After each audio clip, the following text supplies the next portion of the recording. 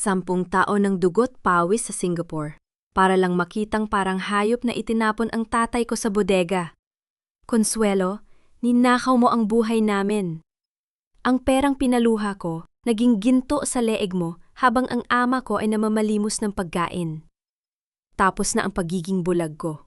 Babawiin ko ang lahat hanggang sa huling sentimo. Handa ka na bang mabulok sa hirap? Sino nga ba ang tunay na nagwagi sa huli? Bakit ka pa bumalik? Wala ka nang madatnan dito kundi ang amoy ng kamatayan at isang ulyaning matanda na wala ng silbi, kundi ang maging pabigat sa amin. Ang boses ni Consuelo ay matalas. Tila isang kalawid na humihiwa sa katahimikan ng hapon. Nakatayo siya sa veranda ng mansyon, suot ang isang mamahaling gintong kuwintas. Isang regalo na ipinadala ni Eliana noong nakaraang Pasko mula sa Singapore. Walang bakas ng pasasalamat sa kanyang mukha, kundi isang mapanuyang ngiti na nagpapakita kung gaano kabilis na bulok ang utang na loob sa ilalim ng init ng kasakiman.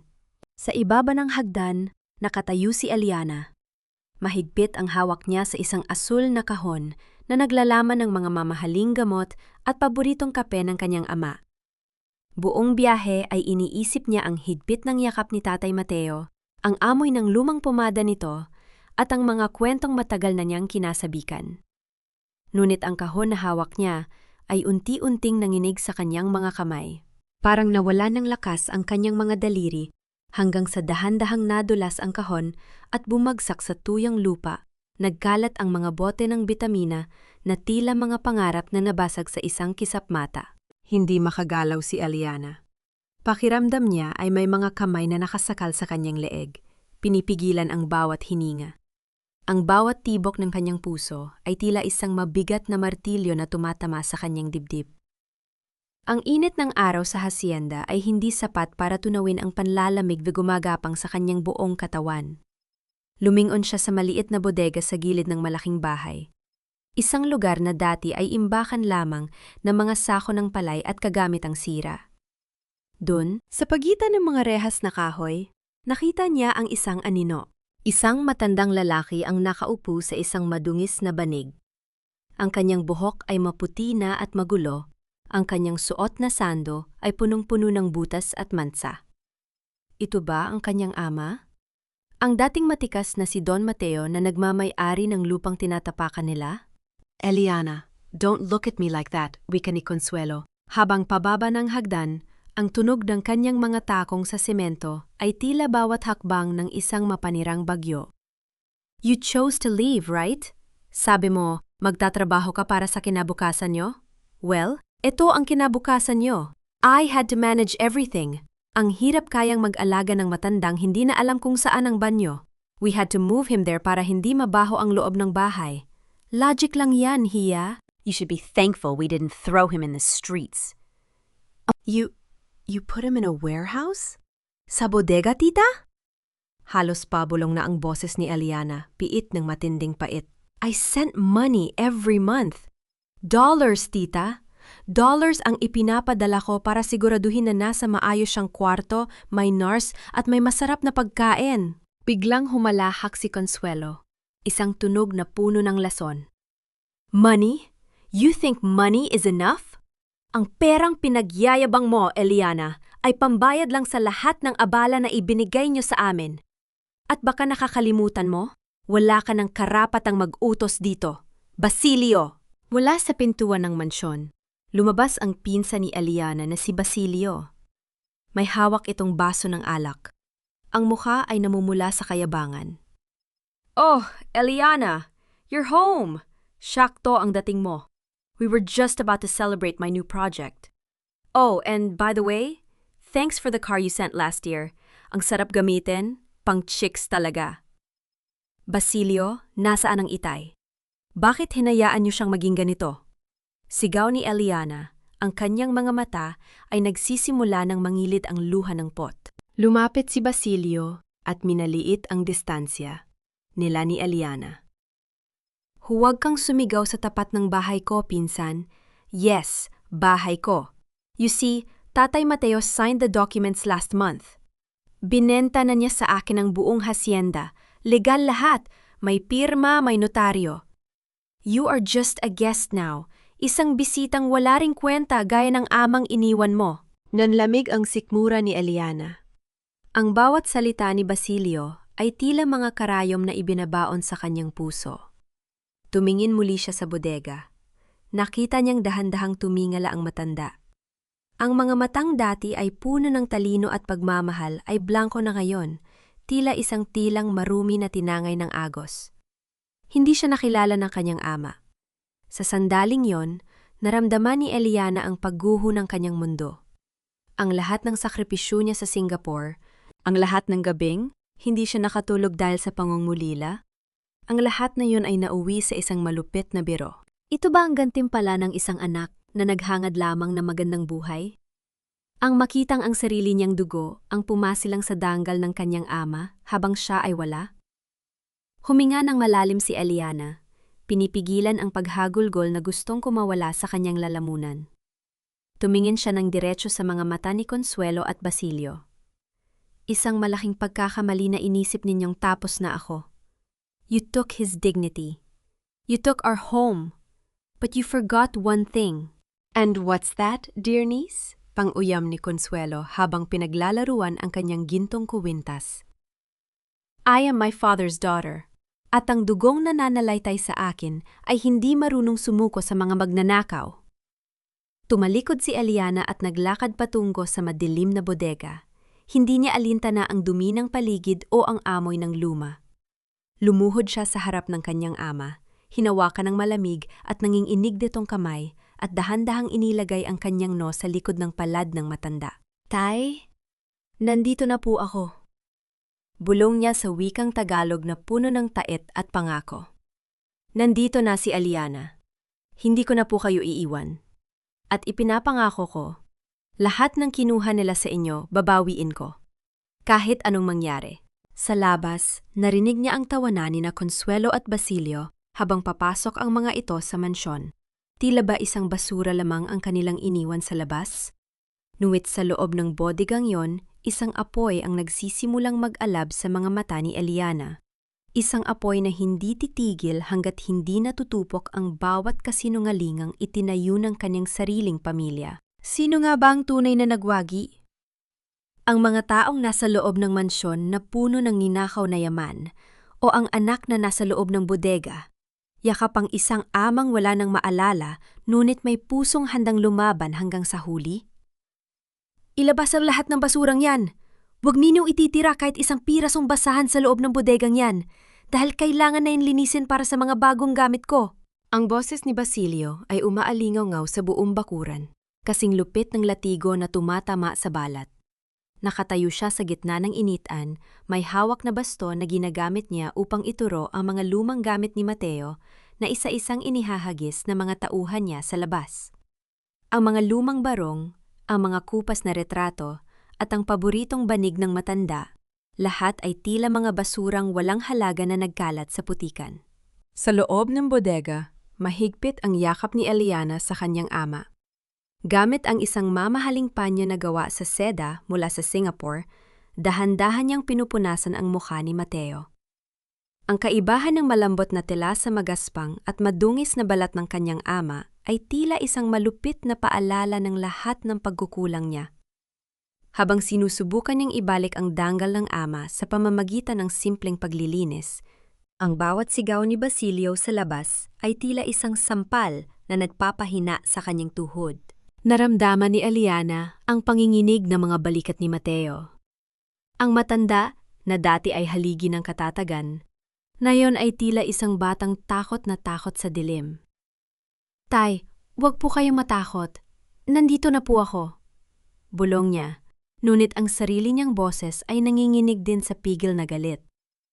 Ang kanyang lalamunan ay tuyong-tuyo, at ang bawat hininga niya ay tila may kasamang bubog na sumusugat sa kanyang dibdib. Pumasok si Consuelo sa bodega. Ang bango ng kanyang mamahaling pabango ay sumasakal sa amoy ng luma at alikabok. Eliana, iha, stop this drama. You're making a scene. Wika niya habang nakataas ang isang kilay. Hindi kami ang masama rito. Kung hindi dahil sa amin, baka matagal nang kinuha ng gobyerno ang lupang ito dahil sa mga utang ng tatay mo. We saved the family name, Eliana. Kami ang nagsakripisyo habang ikaw ay nagpapakasaya sa aircon sa Singapore. Sacrifice? Is this what you call sacrifice, tita? Itinuro ni Eliana ang kanyang ama na nakaupo sa sahig. To treat my father like a leper in his own home? To steal his signature while he can't even remember his own name? Humakbang ng malapit si Consuelo. Ang kanyang muka ay nasa tapat na ng kay Eliana. Ang kanyang mga mata ay nalilisik, walang bakas ng pag-aalinlangan. Listen to me carefully. Ang mundong iniwan mo ay wala na. Ang perang ipinadala mo? Kulang pa yon para sa lahat ng sakit ng ulo na ibinigay ng ulyaning ito sa amin. You wanna be a hero? Fine. Maging hero ka sa labas ng bakurang ito. You have 10 minutes to get out of here or I will call the police and charge you with trespassing. Isama mo na ang basurang yan? Isang malakas na tunog ng nabasag na salamin ang narinig mula sa labas. Patakbong lumabas si Eliana at nakita ang isang kwadro ng kanyang ina na nakadapa sa lupa. Durog ang salamin at puno ng putik ang larawan. Si Basilio ay nakatayo sa tabi nito. May nakakalokong ngiti sa mga labi. Oops, my bad. Masyado kasi madulas ang mga gamit nyo. Kasing dulas ng kapit nyo sa asyenda na ito. Hindi na nakasagot si Eliana. Ang kanyang paningin ay nagdidilim sa galit, ngunit mas matindi ang hapdi ng kahihiyan. Nakita niyang nakatingin ang mga magsasaka mula sa malayo. Ang mga taong dati ay tinitingala ang kanyang ama.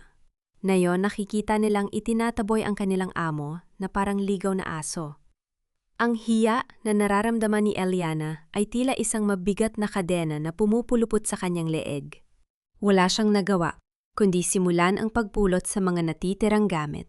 Sa bawat pagyuko niya sa putikan, sa bawat pagkarga niya sa mahihinang braso ng kanyang ama, nadarama ni Eliana ang pagguho ng huling bahagi ng kanyang pagkatao na naniniwala pa sa kabutihan ng pamilya.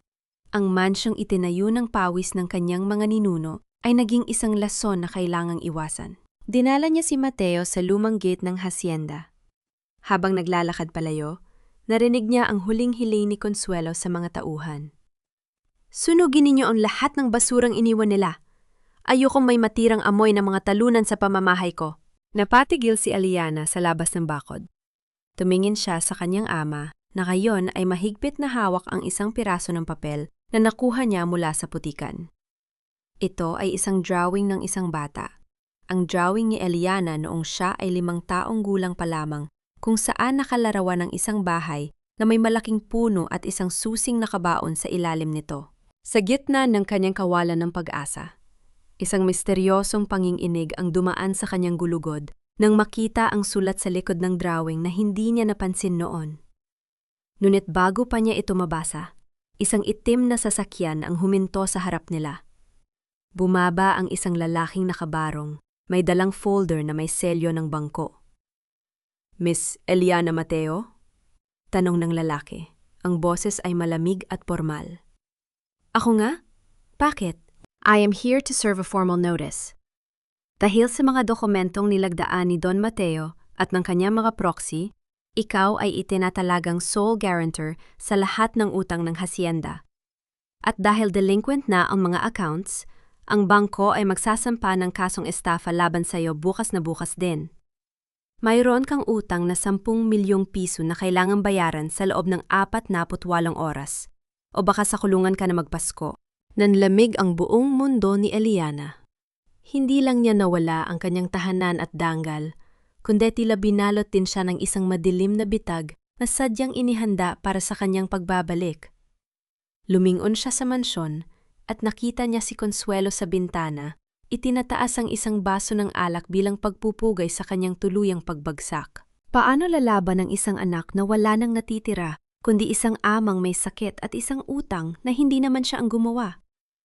Ang gabi ay dahan-dahang lumulunod sa hacienda, ngunit sa ilalim ng dilim, ang lihim sa likod ng drawing ng kanyang ama ay naghihintay na matuklasan. Ang ulan ay nagsimulang pumatak mula sa madilim na langit, tila nakikiramay sa bigat ng bawat hakbang ni Eliana. Ang bawat butil ng tubig na tumatama sa kanyang balat ay kasing lamig ng mga salitang binitawan ni Consuelo.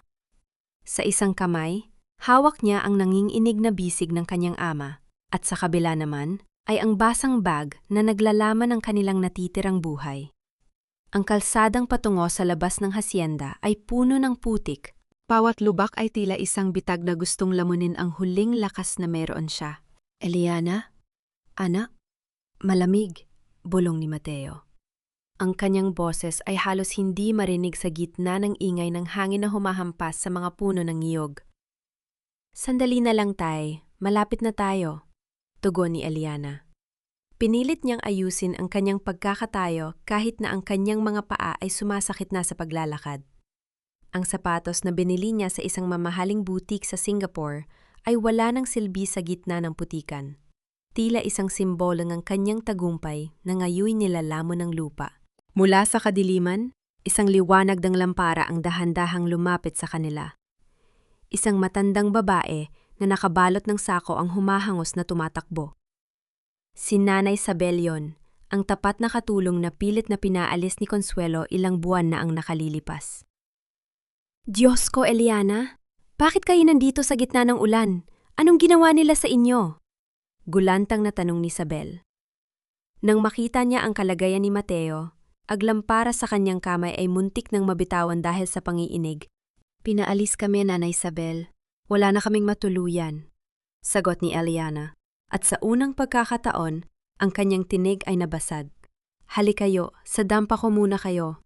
Hindi man ito mansyon pero ligtas kayo rito, hila ni Isabel sa kanila. Ang dampa ni Isabel ay gawa lamang sa kawayan at nipa, maliit at siksikan. Ngunit pagpasok nila, ang amoy ng sinusunog na tuyong dahon at mainit na tsaa ay nagbigay ng panandaliang ginhawa sa naninigas na katawan ni Eliana. Pinaupo nila si Mateo sa isang lumang papag at binalot ng makapal na kumot. Habang nagpapakulo ng tubig si Isabel, hindi na niya napigilan ang magsalita. Eliana? Iha? Patawarin mo ako. Wala akong nagawa. Nung wala ka pa rito, halos araw-araw ay naririnig ko ang iyak ng tatay mo. Hindi siya pinapakain ni Consuelo kapag hindi niya napipirmahan ang mga papel na gusto nila. Minsan, nakikita ko si Basilio pinaglalaruan ang pagkain ng tatay mo bago ihagis sa sahig. Ang bawat salita ni Isabel ay tila isang kutsil, yun na humihiwa sa katinuan ni Eliana. Hindi siya pinapakain? Bakit, Nanay Isabel? Bakit kailangang umabot sa ganito? Dahil sa lupang ito, Eliana, gusto-gusto ni Consuelo na ibenta ang hacienda sa isang malaking developer. Pero kailangan nila ang pirma ni Don Mateo. At nang hindi makuha ang gusto, dahan-dahan nilang pinatay ang isip ng tatay mo sa pamamagitan ng takot at gutom. Napatingin si Eliana sa kanyang ama na ngayon ay mahimbing nang natutulog. Ngunit ang mga kamay nito ay tila otomatikong gumagalaw na parang may itinatago. Naalala ni Eliana ang drawing na nakuha niya. Inilabas niya ang basang papel mula sa kanyang bulsa at tiningnan itong muli sa ilalim ng liwanag ng lampara. Sa likod ng drawing ng bata, may mga numerong nakasulat sa isang paraan na tanging si Eliana lang ang makakaunawa. Ito ay mga coordinate ng isang lugar sa loob ng hacienda, isang lihim na taguan na itinuro sa kanya ng kanyang ama noong bata pa siya. Nanay Isabel, alam mo ba ang tungkol sa 10 milyong utang na sinasabi ng bangko? Tanong ni Eliana habang nakatitik sa papel. Napatigil si Isabel sa pag-aayos ng tasa. Yun ba? Nabalitaan ko sa mga tauhan sa mansyon. Si Basilio ang gumamit ng pangalan mo. Kumuha siya ng mga loan gamit ang mga peking power of attorney na sinasabing galing sa'yo mula sa Singapore. Ginamit nila ang pirma mo para ibaon ka sa utang bago ka pa makabalik. Isang mapait na ngiti ang sumilay sa labas ng mga labi ni Eliana. So, planado lahat. Gusto nilang bumalik ako para lang maging taming sa mga kasalanan nila. Gusto nilang mabulok ako sa kulungan habang sila ay nagpapakasasa sa perang pinaghirapan ko. Tumayo si Eliana at lumapit sa bintana ng dampa. Mula roon, makikita ang malabong liwanag ng mansyon sa malayo, isang palasyon ng mga magnanakaw. Ang kanyang mga mata na dati ay puno ng luha, ngayong ay tuyo na at naglalagablab sa isang matinding desisyon. Nanay Isabel, hindi ako aalis. Hindi ako matatakot sa utang na yan. deklara niya. Dahil ang 10 milyong yan ang magiging lubid na gagamitin ko para bitayin sila sa sarili nilang kasakiman. Pero Eliana, paano? Wala kang pera, wala kang kakampi. May takot na wika ni Isabel. Meron akong katotohanan, Nanay Isabel. At meron akong isang bagay na kinalimutan nilang meron si Mateo. Ang kanyang alaala na unti-unti nating bubuhayin. Kinuha ni Eliana ang lumang lampara at muling tiningnan ang drawing. Isang tanong ang nabuo sa kanyang isipan. Ano nga ba ang susing nakabaon sa ilalim ng malaking puno na tinutukoy ng kanyang ama? Sa gitna ng katahimikan ng gabi, isang malakas na katok ang narinig sa pinto ng dampa ni Isabel. Ang tunog ng mga mabibigat na botas sa labas ay nagpahiwatig na hindi sila tatantanan ng mga galamay ni Consuelo kahit sa gitna ng kadiliman. Buksan niyo ang pinto bago ko pamawasak ang marupok na kawayang ito. Huwag niyo kaming paghintayin dito sa labas. Ang sigaw na iyon ay sinundan ng malakas na paghampas ng kamao sa pinto na nagpadama ng pang-ing-inig sa buong dampa ni Nanay Isabel. Tila bawat pagtama ng matigas na kamay sa kahoy ay naglalabas ng tunog ng nagbabantang pagkawasak. Sa loob, mabilis na binalot ni Eliana ang kanyang ama ng kanyang mga braso. Naramdaman niya ang marahas na pagbilis ng tibok ng puso ni Mateo, isang kumpas ng takot na tila gustong kumawala sa tuyot na dibdib ng matanda. Dahan-dahang tumayo si Eliana. Ang kanyang mga binti ay tila gawa sa mabigat na tingga, ngunit ang kanyang likod ay nanatiling tuwid. Habang inaayos niya ang gusot na kumot ng kanyang ama, pilit niyang pinapakalma ang sariling hininga. Ang bawat singhap niya ay may kasamang amoy ng basang lupa at lumang nipa. Isang paalala na wala na siya sa Marang, yang opisina sa Singapore. Narito siya sa gitna ng labanan na hindi gumagamit ng pluma, kundi ng purong pananakit. Huwag po kayong lalabas, Nanay Isabel. Ako na ang haharap, pabulong na wika ni Eliana. Ang kanyang boses ay malamig, walang emosyon. Ngunit ang kanyang mga mata ay naglalagablab sa pot. Nang buksan niya ang pinto, sinalubong siya ng malakas na ihip ng hangin na may kasamang wisik ng ulan. Sa harap niya ay nakatayo si Mang Carding, ang matagal ng katiwala ng hasyenda na ngayon ay tila naging asong tagapagbantay na ni Basilio. May hawak itong malaking payong at sa likod niya ay 2 lalaking mukhang mga tauhan sa bukid na may mga bitbit na sulo. Miss Eliana, pasensya na, pero utos ito ni Sir Basilio, wika ni Carding. Walang bakas ng hiya sa kanyang mukha, bagkus ay may halong kayabangan. Masyado raw malapit ang dampang ito sa hangganan ng lupa niya. Ayaw niyang makita ang pagmumukha niyo bukas ng umaga. Kailangan niyo nang lisanin ang probinsyang ito. Sir Basilio? Pag-uulit ni Eliana, may bahid ng pang-uuyam. Ang bilis mo namang makalimot, Carding. Ang lalaking tinatawag mong Sir ay ang taong nagnakaw sa Panginoong pinagsilbihan mo ng 3 dekada. Nakakakulo ka ba ng mahimbing habang alam mong ang nagpapakain sa iyo ay galing sa pang-aabuso sa matanda? Nagbago ang anyo ni Carding. Ang kanyang panga ay tumigas at ang kanyang pagkahahawak sa payong ay humigpit. Wala na akong pakialam sa drama niyo, miss. Basta ang utos, paalisin kayo. At may pahabol pa si Ma'am Consuelo. Kung hindi kayo lalakad palayo rito bago sumikat ang araw, tatawag siya ng social workers. Idedeklara nilang hindi mo kayang alagaan ng tatay mo at ipapasok siya sa mental asylum ng gobyerno bilang isang stray. Alam mo naman siguro kung gaano kakarag ang mga pasilidad doon. Baka 1 linggo lang, bangkay na ang madatnan mo.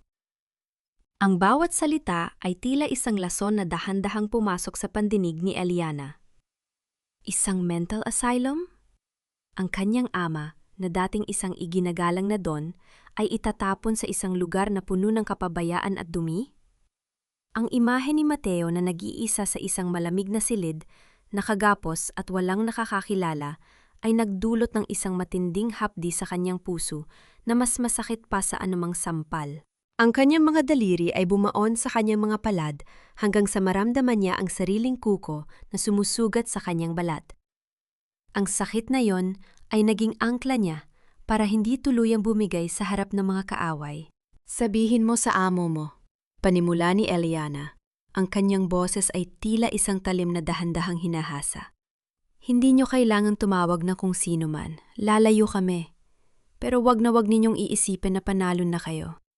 Dahil sa bawat hakbang na gagawin ko, palayo sa lupang ito, lalong humahaba ang listahan ng utang niyo sa akin. At sisiguraduhin kong sa oras ng paniningil ko, walang matitira sa inyo kahit ang huling hibla ng damit niyo. Isang malakas na tawa ang pinakawala ni Carding bago tumalikod. Asahan ko yan, Miss Singapore. Pero sa ngayon, mag-impake na kayo. Ayokong makakita ng kahit anong bakas nyo rito bukas. Nang muling maisara ang pinto, bumagsak ang balikat ni Eliana. Napasandal siya sa dingding na kawayan at dahan-dahang napaupo sa sahig. Ang katahimikan sa loob ng dampa ay naging bingi. Tila ba ang buong mundo ay naghihintay sa kanyang susunod na pagkakamali? Lumapit si Nanay Isabel at hinawakan ang kanyang balikat. Eliana, anong gagawin natin? Hindi mo pwedeng hayaang dalhin nila si Don Mateo sa asylum. Hindi nila magagawa iyon, Nanay. Sagot ni Eliana habang hinahaplos ang drawing na nakuha niya. Dahil bago sumikat ang araw, kailangan mahanap ko ang malaking puno na tinutukoy ni tatay sa drawing na ito. Sabel, meron bang puno ng nara sa gitna ng hasyenda na may marka ng krus sa ilalim? Naalala ko ang kwento ni tatay nung bata pa ako, ang puno ng alaala.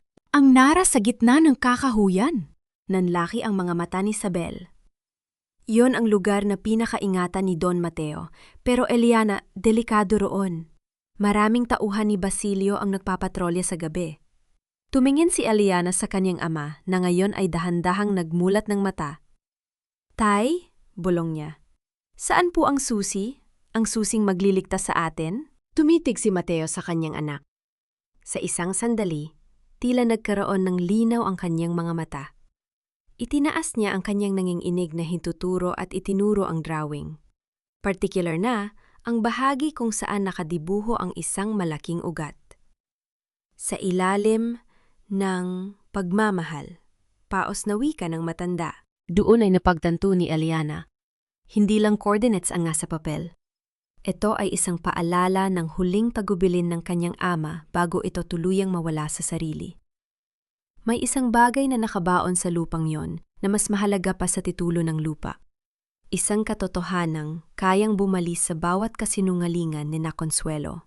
Kinuha ni Eliana ang isang lumang itak mula sa kusina ni Isabel at isang pirasong tela para protektahan ang sarili sa ulan. Alam niyang ito na ang huling pagkakataon niya. Kung mabibigo siya sa gabing ito, hindi lang ang hasyenda ang mawawala sa kanya, kundi pati na rin ang huling natitirang piraso ng kanyang ama. Sa labas, ang kulog ay muling gumuhit sa kalangitan, na tila isang hudyat ng pagsisimula ng isang digmaang walang atrasan.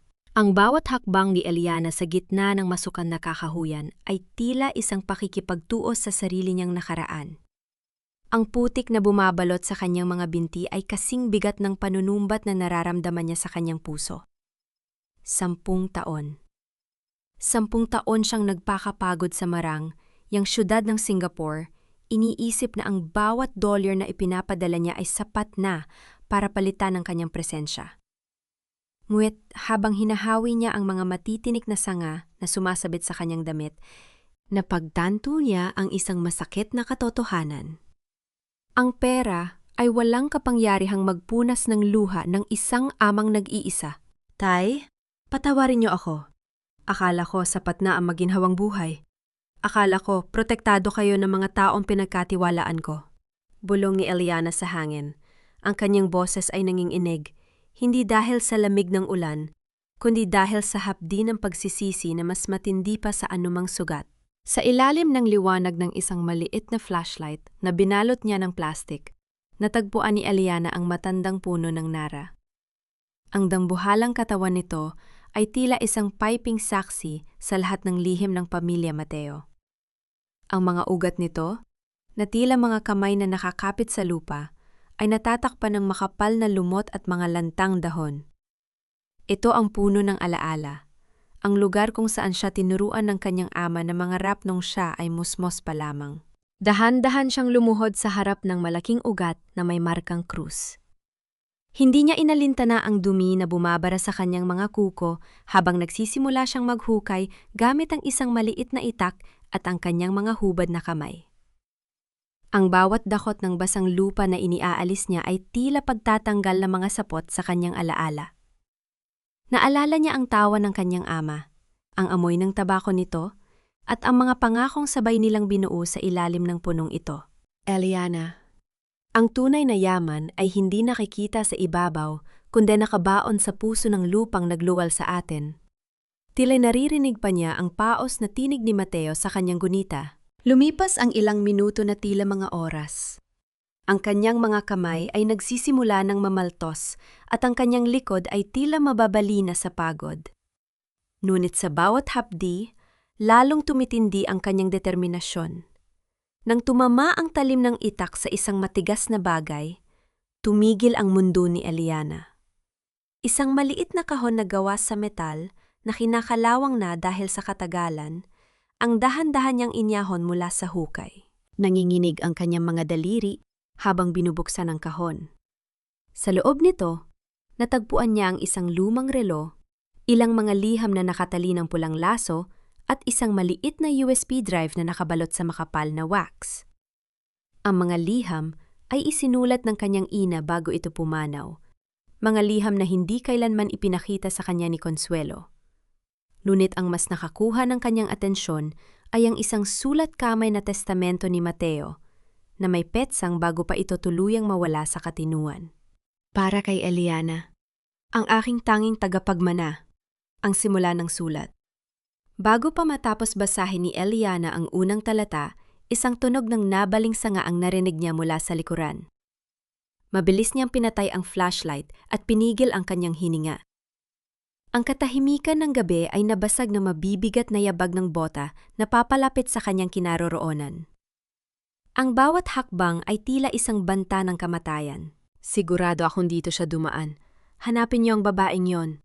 Sabi ni Sir Basilio, huwag niyo siyang hahayaang makalabas ng hasyenda na may dalang kahit ano. Ang boses ni Carding ay umaalingaw sa paligid, puno ng malisya at bangis. Nayakap ni Eliana ang kahon sa kanyang dibdib. Ang lamig ng metal ay dumampi sa kanyang balat, tila nagbibigay ng lakas na hindi niya inaakalang meron siya. Hindi siya pwedeng mahuli rito.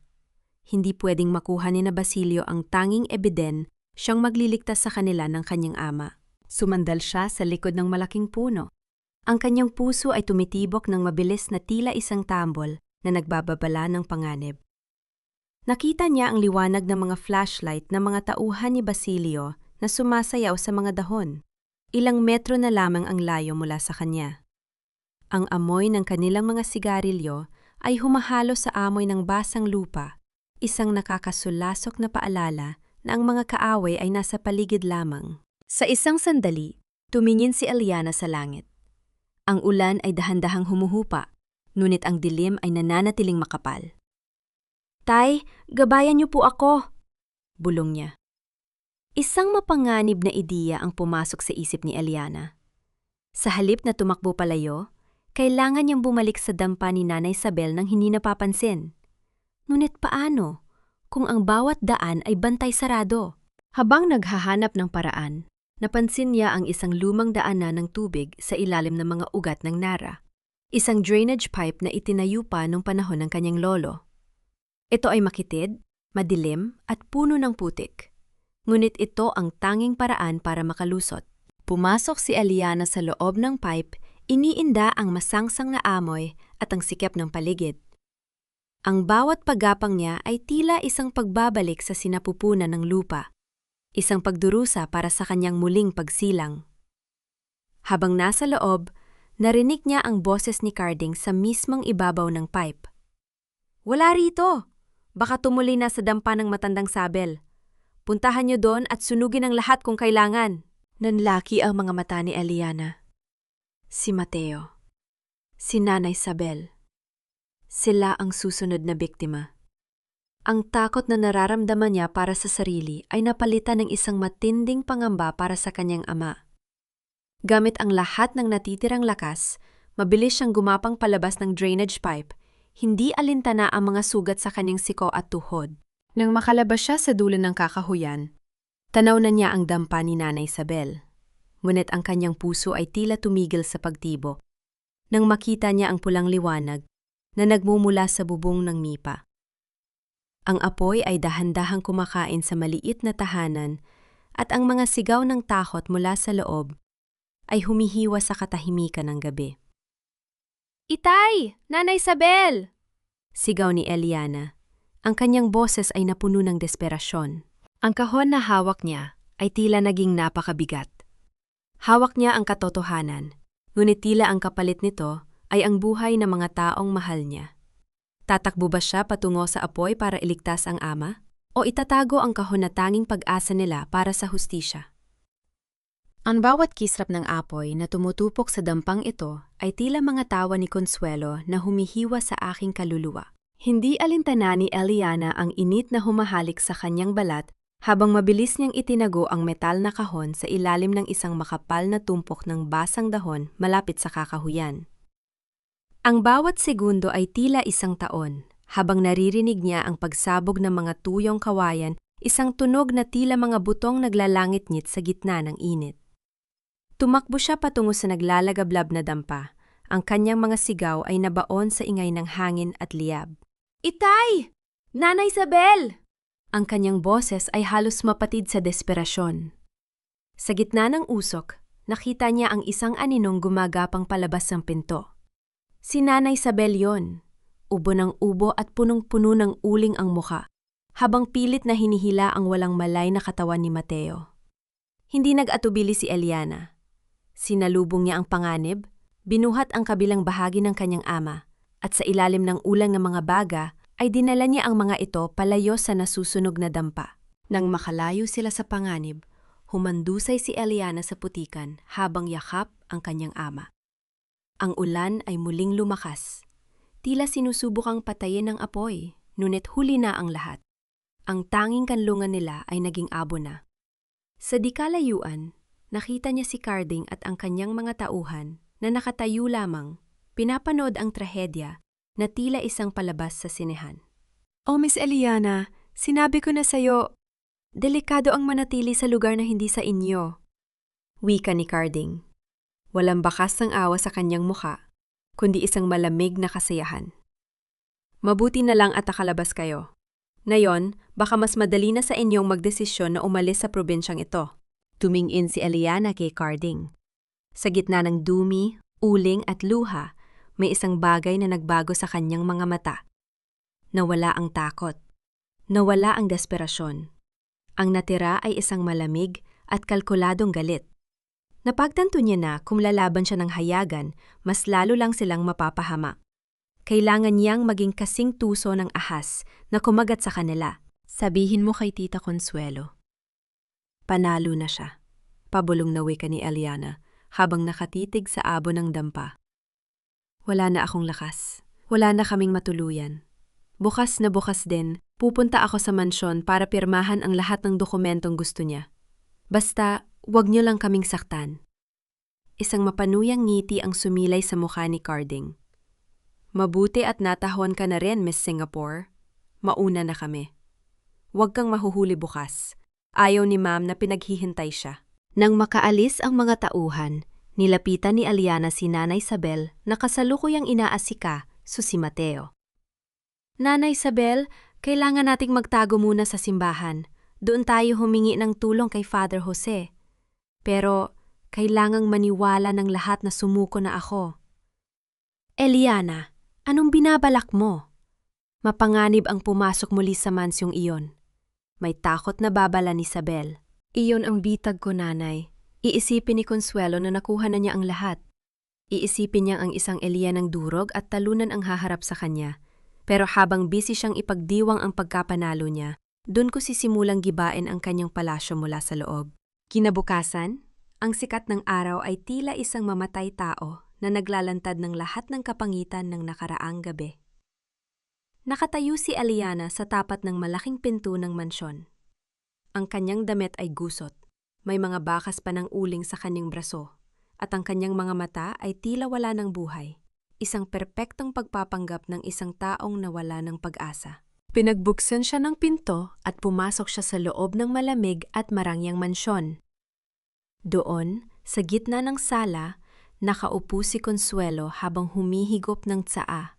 tila ba isang reyna na naghihintay sa kanyang nasasakupan. Sa tabi niya ay si Basilio, na tila hindi magkandamayay sa pagpindot sa kanyang bagong cellphone. So the prodigal daughter returns, with her tail between her legs, pang-uyam ni Consuelo. Handa ka na bang maging matalino, Eliana? O kailangan mo pa ng isa pang aksidente para maliwanagan? Nandito ako para pirmahan ang paglilipat ng lahat ng ari-arian ni Itay sa inyo. Wika ni Eliana. Ang kanyang boses ay nanginginig. Isang akto na pinag-aralan niyang mabuti, ang hiling ako. Hayaan niyo kaming manatili sa maliit na silid sa likod ng mansyon hanggang sa makahanap ako ng matitirhan sa Maynila. Hindi ko na kayang ilayo si Itay sa ganitong kalagayan. Nagkatinginan sina Consuelo at Basilio. Ang kasakiman sa kanilang mga mata ay nagtagumpay laban sa kanilang pag-aalinlangan. Iisipin nilang mas madaling bantayan si Eliana kung nasa loob ito ng mansyon. Mas madali itong busalan at kontrolin. Fine, you can stay in the maid's quarters, pero huwag kang aarte-arte na parang prinsesa rito, sabi ni Basilio. You are here because of my mercy, at bukas, pipirmahan mo ang loan agreement para sa 10 milyong utang mo. Malinaw? Malinaw, sagot ni Eliana, habang dahan-dahang tumatalikod si Eliana para pumunta sa maliit na silid. Isang lihim na ngiti ang sumilay sa kanyang puso. Ang metal na kahon na nahanap niya ay ligtas na nakatago, at sa loob ng USB drive na yon ay ang lahat ng transaksyon ni Basilio na magpapatunay ng kanyang pandaraya. Pumasok siya sa silid at dahan-dahang isinara ang pinto. Lumingon siya sa bintana kung saan tanaw ang asyenda. Consuelo, Basilio, akala niyo ay ito ang simula ng inyong paghahari? Pero hindi niyo alam, ipinasok niyo na ang Trojan horse sa loob ng inyong sariling kuta. Ngunit sa kalagitnaan ng kanyang papaplano, isang hindi inaasahang balita ang narinig niya mula sa usapan ng mga katulong sa labas. Narinig niyo ba? May bibisita raw na malaking investor bukas. Isang banyaga na interesado sa lupa. At ang sabi ni Ma'am Consuelo, kailangang mawala na si Don Mateo bago dumating ang bisita para walang gulo. Nanlamig ang dugo ni Eliana. Ang oras ay hindi na niya kakampi. Kailangan niyang kumilos bago pa maging huli ang lahat para sa kanyang ama. Itapon niyo siya sa malayo. Iyong hinding-hindi na siya makakabalik at walang makakakilala sa kanya. Ayokong mabulilyaso ang pirmahan bukas dahil lang sa isang ulyaning nagkakalat sa mansyon. Ang boses ni Consuelo ay malamig. Tila ba ang tinutukoy niya ay isang lumang basahan at hindi ang kanyang sariling bayaw. Narinig yon ni Eliana habang siya ay nakaluhod sa malamig na sahig ng hallway, hawak ang isang basang basahan. Pinipilit niyang pakinisin ang mga tisa na dati ay tinatakbuhan niya noong bata pa siya. Ngunit ngayon, bawat kuskus niya ay tila pag-aalis ng sarili niyang balat sa hapdi ng kahihiyan. Ang kanyang mga tuhod ay nanginginig sa pagod. Ngunit ang tulog ng pag-uusap ni Consuelo at Basilio sa loob ng library ang nagpapanatili sa kanya sa katinuan. Humigpit ang pagkakahawak ni Eliana sa basahan hanggang sa mamuti ang kanyang mga buko-buko. Ang lalamunan niya ay tila punong-puno ng tuyong abo at bawat lunok niya ay nagdudulot ng kirot na abot hanggang sa kanyang mga tenga. Gusto nilang itapon si Itay, ang sigaw ng kanyang isipan. Ang imahe ni Mateo na iniwan sa gilid ng karsada, walang maalala at walang matuluyan, ay nagdulot ng isang marahas na pintig sa kanyang sentido. Ngunit kailangan niyang manatiling tahimik. Kailangan niyang magbukang sunod-sunuran, isang aninong walang boses. Huwag kang mag-alala, ma, sagot ni Basilio na sinundan ng tunog ng pagbukas ng bote ng alak. I already talked to the driver. Mamayang madaling araw, habang tulog ang lahat, isasakay namin siya sa van. I'll drop him off sa isang malayang bayan sa kabilang probinsya. By the time na magising ang Singaporean princess natin, wala na ang mahaling daddy. Dahan-dahang tumayo si Eliana. Iniinda ang lagutok ng kanyang mga buto. Pinunasan niya ang pawis na humahalo sa uling sa kanyang noo gamit ang dulo ng kanyang maruming manggas.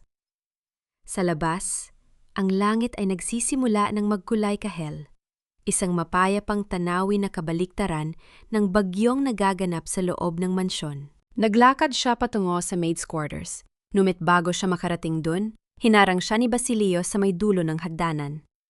Ang amoy ng alak sa hininga nito ay sapat na para masuka si Eliana, ngunit pinilit niyang yumuko. "Oh, Eliana, tapos ka na ba sa paglilinis? Make sure na pati ang sapatos ko ay kasing kinang na mukha mo, ha?"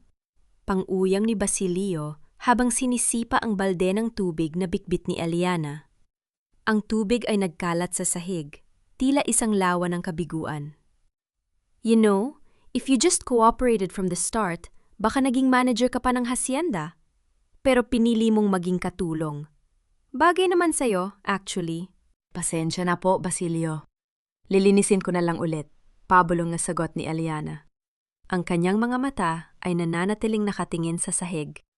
Sa loob-loob niya, binibilang niya ang bawat segundo. 1, 2, 3.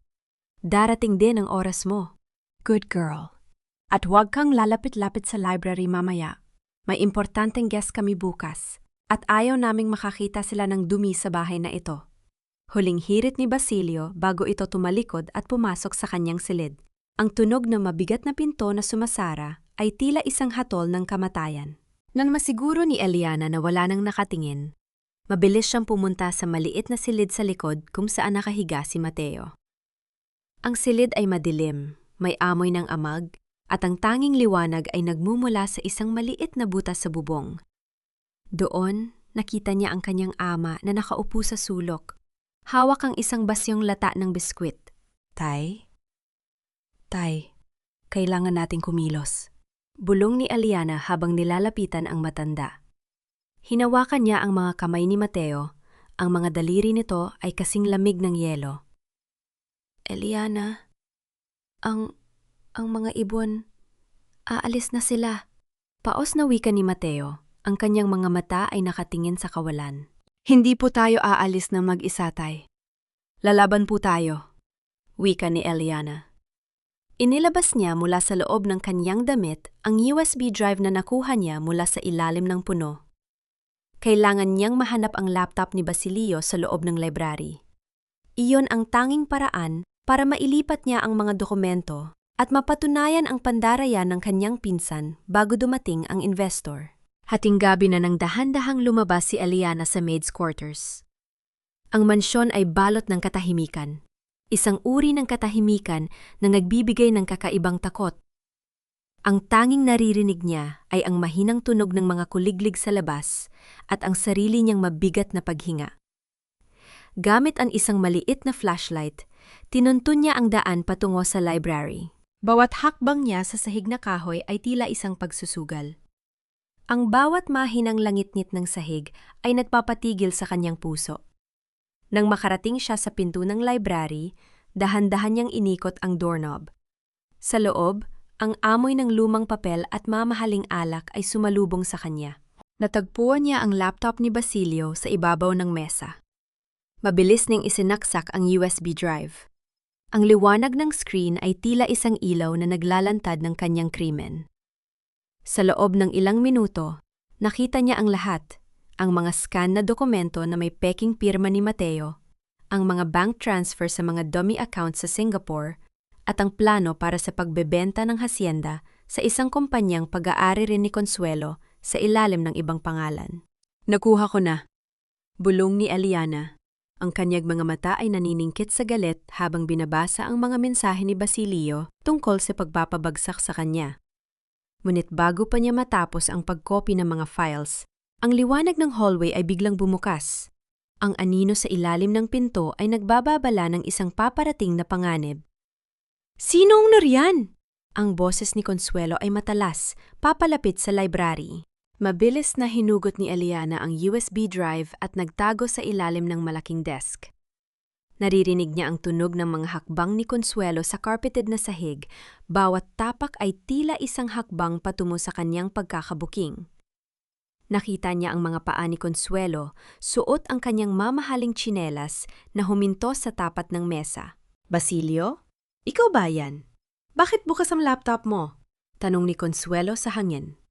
Narinig ni Eliana ang pagkalabit ng mouse at ang mahinang pagpindot sa keyboard.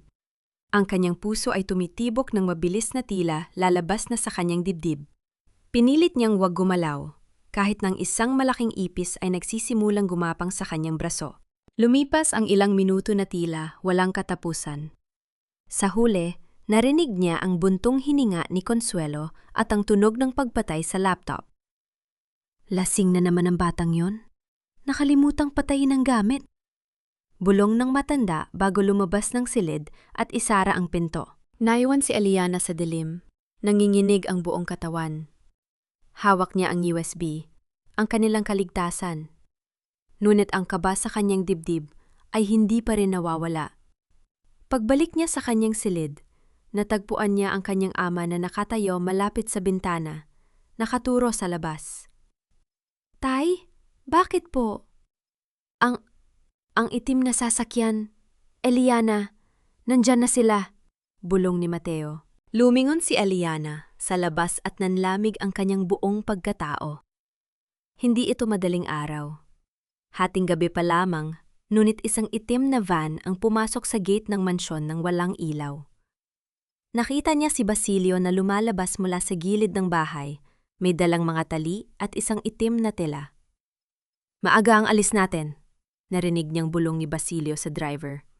Dalhin na ang matanda ngayon din. Napagtanto ni Eliana na wala na siyang oras.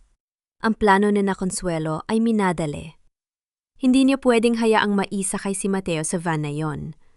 Ngunit paano niya itatakas ang kanyang ama sa gitna ng maraming tauhan ni Basilio na nakapaligid sa mansyon? Tumingin si Eliana sa USB na hawak niya at sa kanyang amang walang kalaban-laban. Ito na ang sandali ng katotohanan. Isang maling galaw at mawawala ang lahat. Ilabas na yan. Siguraduhin ninyong walang makakakita sa inyo sa daan. Kapag nagtanong ang mga tao sa kabilang bayan, sabihin nyo ay isang palaboy lang na natagpuan ninyo sa kalsada. Ang boses ni Consuelo ay tila isang hatol ng kamatayan na bumasag sa katahimikan ng madaling araw. Sa loob ng maid's quarters, narinig ni Eliana ang tunog ng pagpihit ng doorknob. Ang bawat tibok ng kanyang puso ay tila isang tambol na nagbababala ng nalalapit na sakuna. Mabilis niyang itinago ang USB drive sa loob ng kanyang medyas at tumayo sa harap ng kanyang ama na tila isang huling depensa laban sa mga lobo. Nang bumukas ang pinto, sinalubong siya ng nakasisilaw na liwanag ng flashlight ni Basilio. Oh, gising ka pa pala, Eliana. Masyado ka namang masipag. Pero pasensya na, kailangan na naming hiramin ang tatay mo. May out-of-town trip siyang pupuntahan para sa kanyang kalusugan. Huwag ninyong hahawakan ng ama ko! Ang sigaw ni Eliana. Ang kanyang boses ay puno ng pait. Alam ko ang balak nyo. Alam kong itatapon nyo siya sa kalsada. Tumawa si Basilio, isang tunog na puno ng lason at kawalang hiyaan. Alam mo naman pala bakit ka pa pumapalag? Tingnan mo nga ang sarili mo, Eliana. Mukha kang basahan. Isang katuling na walang boses sa bahay na ito. Sino ang maniniwala sa'yo? Isang marahas na pagtulak ang ginawa ni Basilio kay Eliana. Ang tunog ng pagtama ng balikat ni Eliana sa pader ay umalingaw-ngaw sa maliit na silid. Ngunit hindi siya dumaing.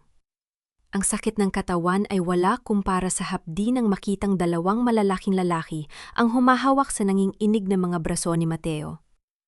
Tay! Itay! Sigaw ni Eliana habang pilit na bumabangon. Ili, Ana, Ani, ang mga bituin! Bulong ni Mateo. Ang kanyang mga mata ay blangko, ngunit may isang butil ng luha na dahan-dahang gumulong sa kanyang kulubot na pisngi. Ang maliit na luhang yon ay tila isang kutsil, yun na humiwa sa huling hibla ng pasensya ni Eliana. Basilio, itigil mo ito! May ebidensya ako! Alam ko ang lahat ng ginawa mong nahaw na loan sa Singapore! Sigaw ni Eliana, umaasang matatakot ang pinsan. Napatigil si Basilio, ngunit sa halip na matakot, lumapit ito at hinawakan ang panga ni Eliana ng napakahigpit. Ebidensya? Nasaan? Sa tingin mo ba ay makakalabas ka sa mansing ito ng buhay kung may dala ka talagang ganoon? Consuelo owns the police, the lawyers, and this town. You are nothing. Kinaladkad nila si Mateo palabas ng silid. Ang bawat hila nila sa matanda ay tila pagpunit sa kaluluwa ni Eliana. Sinubukan niyang humabol, Ngunit isang tauhan ni Basilio ang humarang sa kanya at marahas na isinara ang pinto ng maid's quarters, sabay lapat ng isang mabigat na trangka mula sa labas. Naiwan si Eliana sa dilim.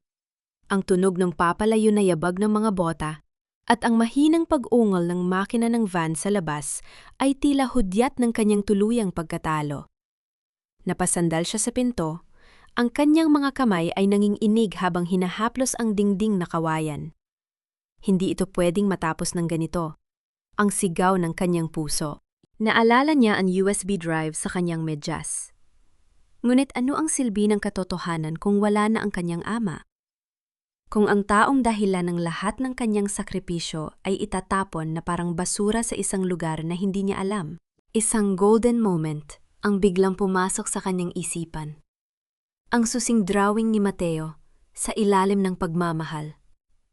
Naalala niya ang isang lumang daanan ng mga katulong sa ilalim ng lababo ng kusina na direktang lumalabas sa likod ng mansyon. Isang lihim na lagusan na itinuro sa kanya ni Nanay Isabel noong bata pa siya. Mabilis na gumalaw si Eliana. Hindi siya nag-aksa. Yan ang panahon sa pag-iyak. Gamit ang isang lumang kutsara na naiwan sa silid, pilit niyang binungkal ang mga semento sa gilid ng sahig. Ang tunog ng pagkayod ng metal sa bato ay tila isang desperadong kanta ng kalayaan. Ang kanyang mga kuko ay nagsisimula ng dumugo. Ngunit hindi niya ito pinansin.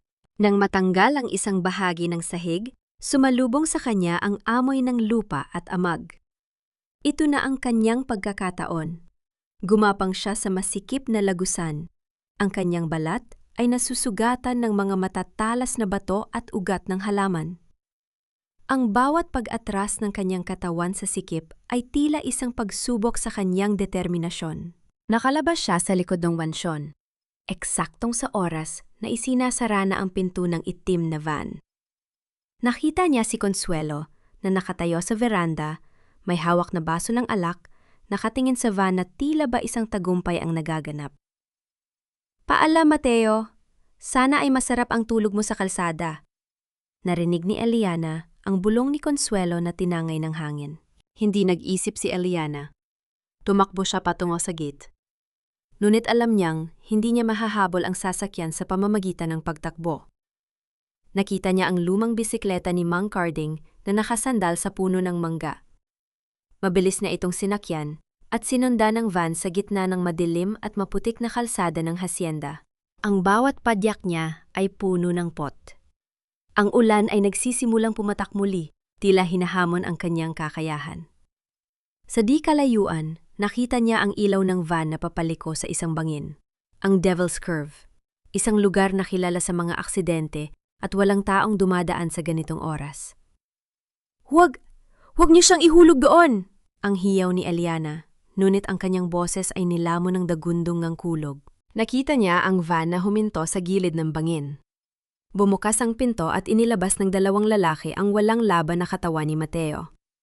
Sa gitna ng liwanag ng kidlat, nakita ni Eliana ang kanyang ama na nakatayo sa bingit ng kamatayan, habang ang isa sa mga tauhan ay itinaas ang kanyang bota para itulak ang matanda sa madilim na kailaliman. "Itulak niya na! Huwag na kayo mag-aksaya ng oras sa ulyaning yan! Ang basura ay dapat nang itapon sa tamang tambakan!"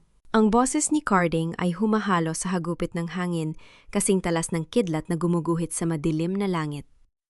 Nakatayo siya sa gilid ng bangin.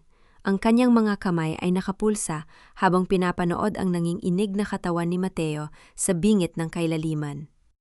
Para sa kanya, ang matanda ay isa na lamang sa gabal na kailangang burahin sa mapa ng Hacienda Mateo. Isang utos, isang tulak, at matatapos na ang lahat ng problema ni Consuelo. Sa kabilang dulo ng kalsada, huminto ang lumang bisikleta ni Eliana matapos sumubsob sa putikan. Ang kanyang mga tuhod ay duguan. Ang kanyang mga palad ay punong-puno ng gasgas mula sa pagkakasubsob sa matatalas na bato. Ngunit hindi niya naramdaman ang hapdi. Ang tanging nararamdaman niya ay ang tila paghinto ng kanyang sariling hininga habang nakikita ang dulo ng bota ng isang tauhan ni Basilio na nakadikit na sa likod ng kanyang ama. "Huwag! Carding, maawa kayo! Huwag niyo siyang saktan!" Ang hiyaw ni Eliana ay napunit sa gitna ng kulog. Tumakbo siya patungo sa kanila. Ang kanyang mga paa ay lumulubog sa malambot at madulas na lupa. Bawat hakbang ay tila isang pakikipaglaban sa kamatayan mismo. Lumingon si Carding, may isang mapanuyang ngiti sa kanyang mga labi. Miss Singapore, masyado ka namang porsigido. Pero huli na ang lahat. Ang utos ni Ma'am Consuelo ay batas. At ang batas ngayon ay nagsasabing ang hasyenda ay kailangang malinis sa anumang dumi. Kasama na ang tatay mo. Pera lang ang gusto nyo, di ba? Ibibigay ko lahat. May pera pa ako sa Singapore. May mga investment ako na hindi nyo alam. Itigil nyo lang ito. Sigaw ni Eliana. Ang kanyang mga mata ay naniningkit sa pag-asang mabibili niya ang buhay ng kanyang ama. Sa sandaling iyon, ang lahat ng kanyang pinaghirapan, ang lahat ng dolyar na kanyang inipon, ay tila naging mga walang silbing papel kung hindi nito kayang iligtas ang kaisa-isang taong nagmahal sa kanya ng tunay. Too late, Eliana. Wika ni Carding. Ang utos ni Ma'am ay hindi lang tungkol sa pera. Tungkol ito sa katahimikan. At ang mga patay ay ang pinakatahimik na tao sa mundo. Itinaas ng tauhan ni Basilio ang kanyang binti para sa huling pagtulak. Ngunit sa isang iglap, isang himala ang naganap sa gitna ng kadiliman. Ang blangkong tingin ni Mateo ay biglang nagkaroon ng ningas. Tumingin ang matanda kay Eliana at sa gitna ng ulan, isang mahinang salita ang kumawala sa kanyang mga labi. Eliana, tumakbo ka. Hindi si Mateo ang nagmakaawa para sa sarili niyang buhay. Ang kanyang huling lakas ay ginamit niya upang balaan ang kanyang anak. Ang sakripisyong yon ay tila isang saksak sa puso ni Eliana. Hindi niya hinayaang matapos ang sandali. Sa isang desperadong hakbang, inihagis ni Eliana ang kanyang buong katawan patungo sa kanyang ama. Saktong sa sandaling itinulak ito ng tauhan. Ang tunog ng mga katawang bumabagsak sa damuhan ay nilunod ng dagundong ng langit. Nagpagulong-gulong sila sa gilid ng bangin. Ang mga daliri ni Eliana ay pilit na kumakapit sa anumang ugat o bato, habang ang isa niya braso ay mahigpit na nakapulupot sa baywang ng kanyang ama. Ang pakiramdam ng lupang gumuguho sa ilalim ng kanilang mga katawan ay nagbigay ng isang uri ng takot na hinding-hindi niya malilimutan. Nakuha ko kayo, te!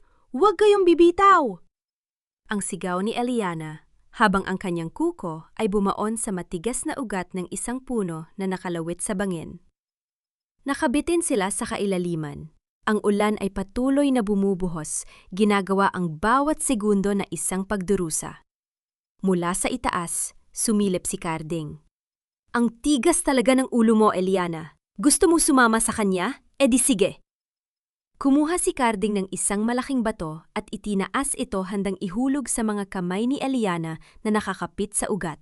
Ngunit bago pa man niya mabitawan ng bato, isang nakasisilaw na liwanag mula sa isang sasakyan ang lumitaw sa likuran nila. Ang tunog ng mabilis na pagpreno ng sasakyan sa maputik na kalsada ay umalingangaw sa paligid. "Pulis! Huwag kayong gagalaw!" Ang sigaw ng isang boses na puno ng awtoridad. Natigilan si Carding at ang kanyang mga tauhan. Sa gitna ng gulat, binitawan nila ang kanilang mga banta at sinubukang tumakas patungo sa kakahuyan. Ngunit hindi sila nakalayo nang palibutan sila ng mga kalalakihang nakauniporme. Sa gilid ng bangin, ang lakas ni Eliana ay unti-unti nang nauubos. Ang kanyang braso ay tila mapuputo nga sa bigat ng kanyang ama. Tulungan niyo kami!" Ang huling bulong ni Eliana bago dumilim ang kanyang paningin. Naramdaman na lamang niya ang mga malalakas na kamay na humahawak sa kanyang mga balikat at pilit silang iniangat paitaas.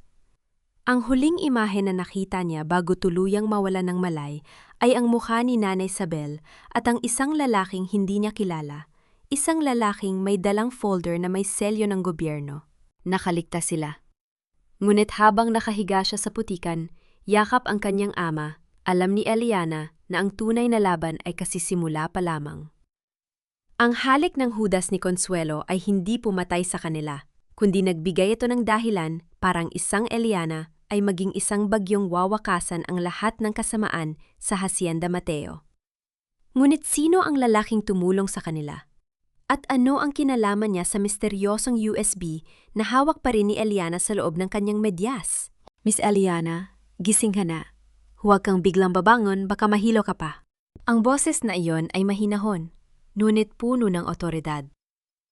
Nang idilat ni Eliana ang kanyang mga mata, ang puting kisame ng isang silid sa ospital ang bumungad sa kanya. Ang amoy ng gamot at malinis na linen ay tila isang malupit na paalala ng lahat ng nangyari sa gitna ng ulan at putikan.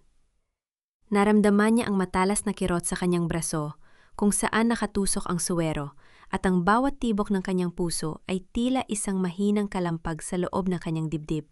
Tay, nasaan ang tatay ko? Ang unang tanong ni Eliana. Ang kanyang boses ay paos at halos hindi lumalabas sa kanyang tuyong lalamunan. Pilit niyang ijinalaw ang kanyang katawan, iniinda ang bawat hapdi ng mga sugat na natamo niya sa pagkapit sa bangin. Ligtas ang iyong ama, Eliana. Nasa kabilang silid siya, kasama ni Nanay Isabel. Maayos ang kanyang kalagayan, nagpapahinga na siya. Sagot ng lalaking nakatayo sa paanan ng kanyang kama.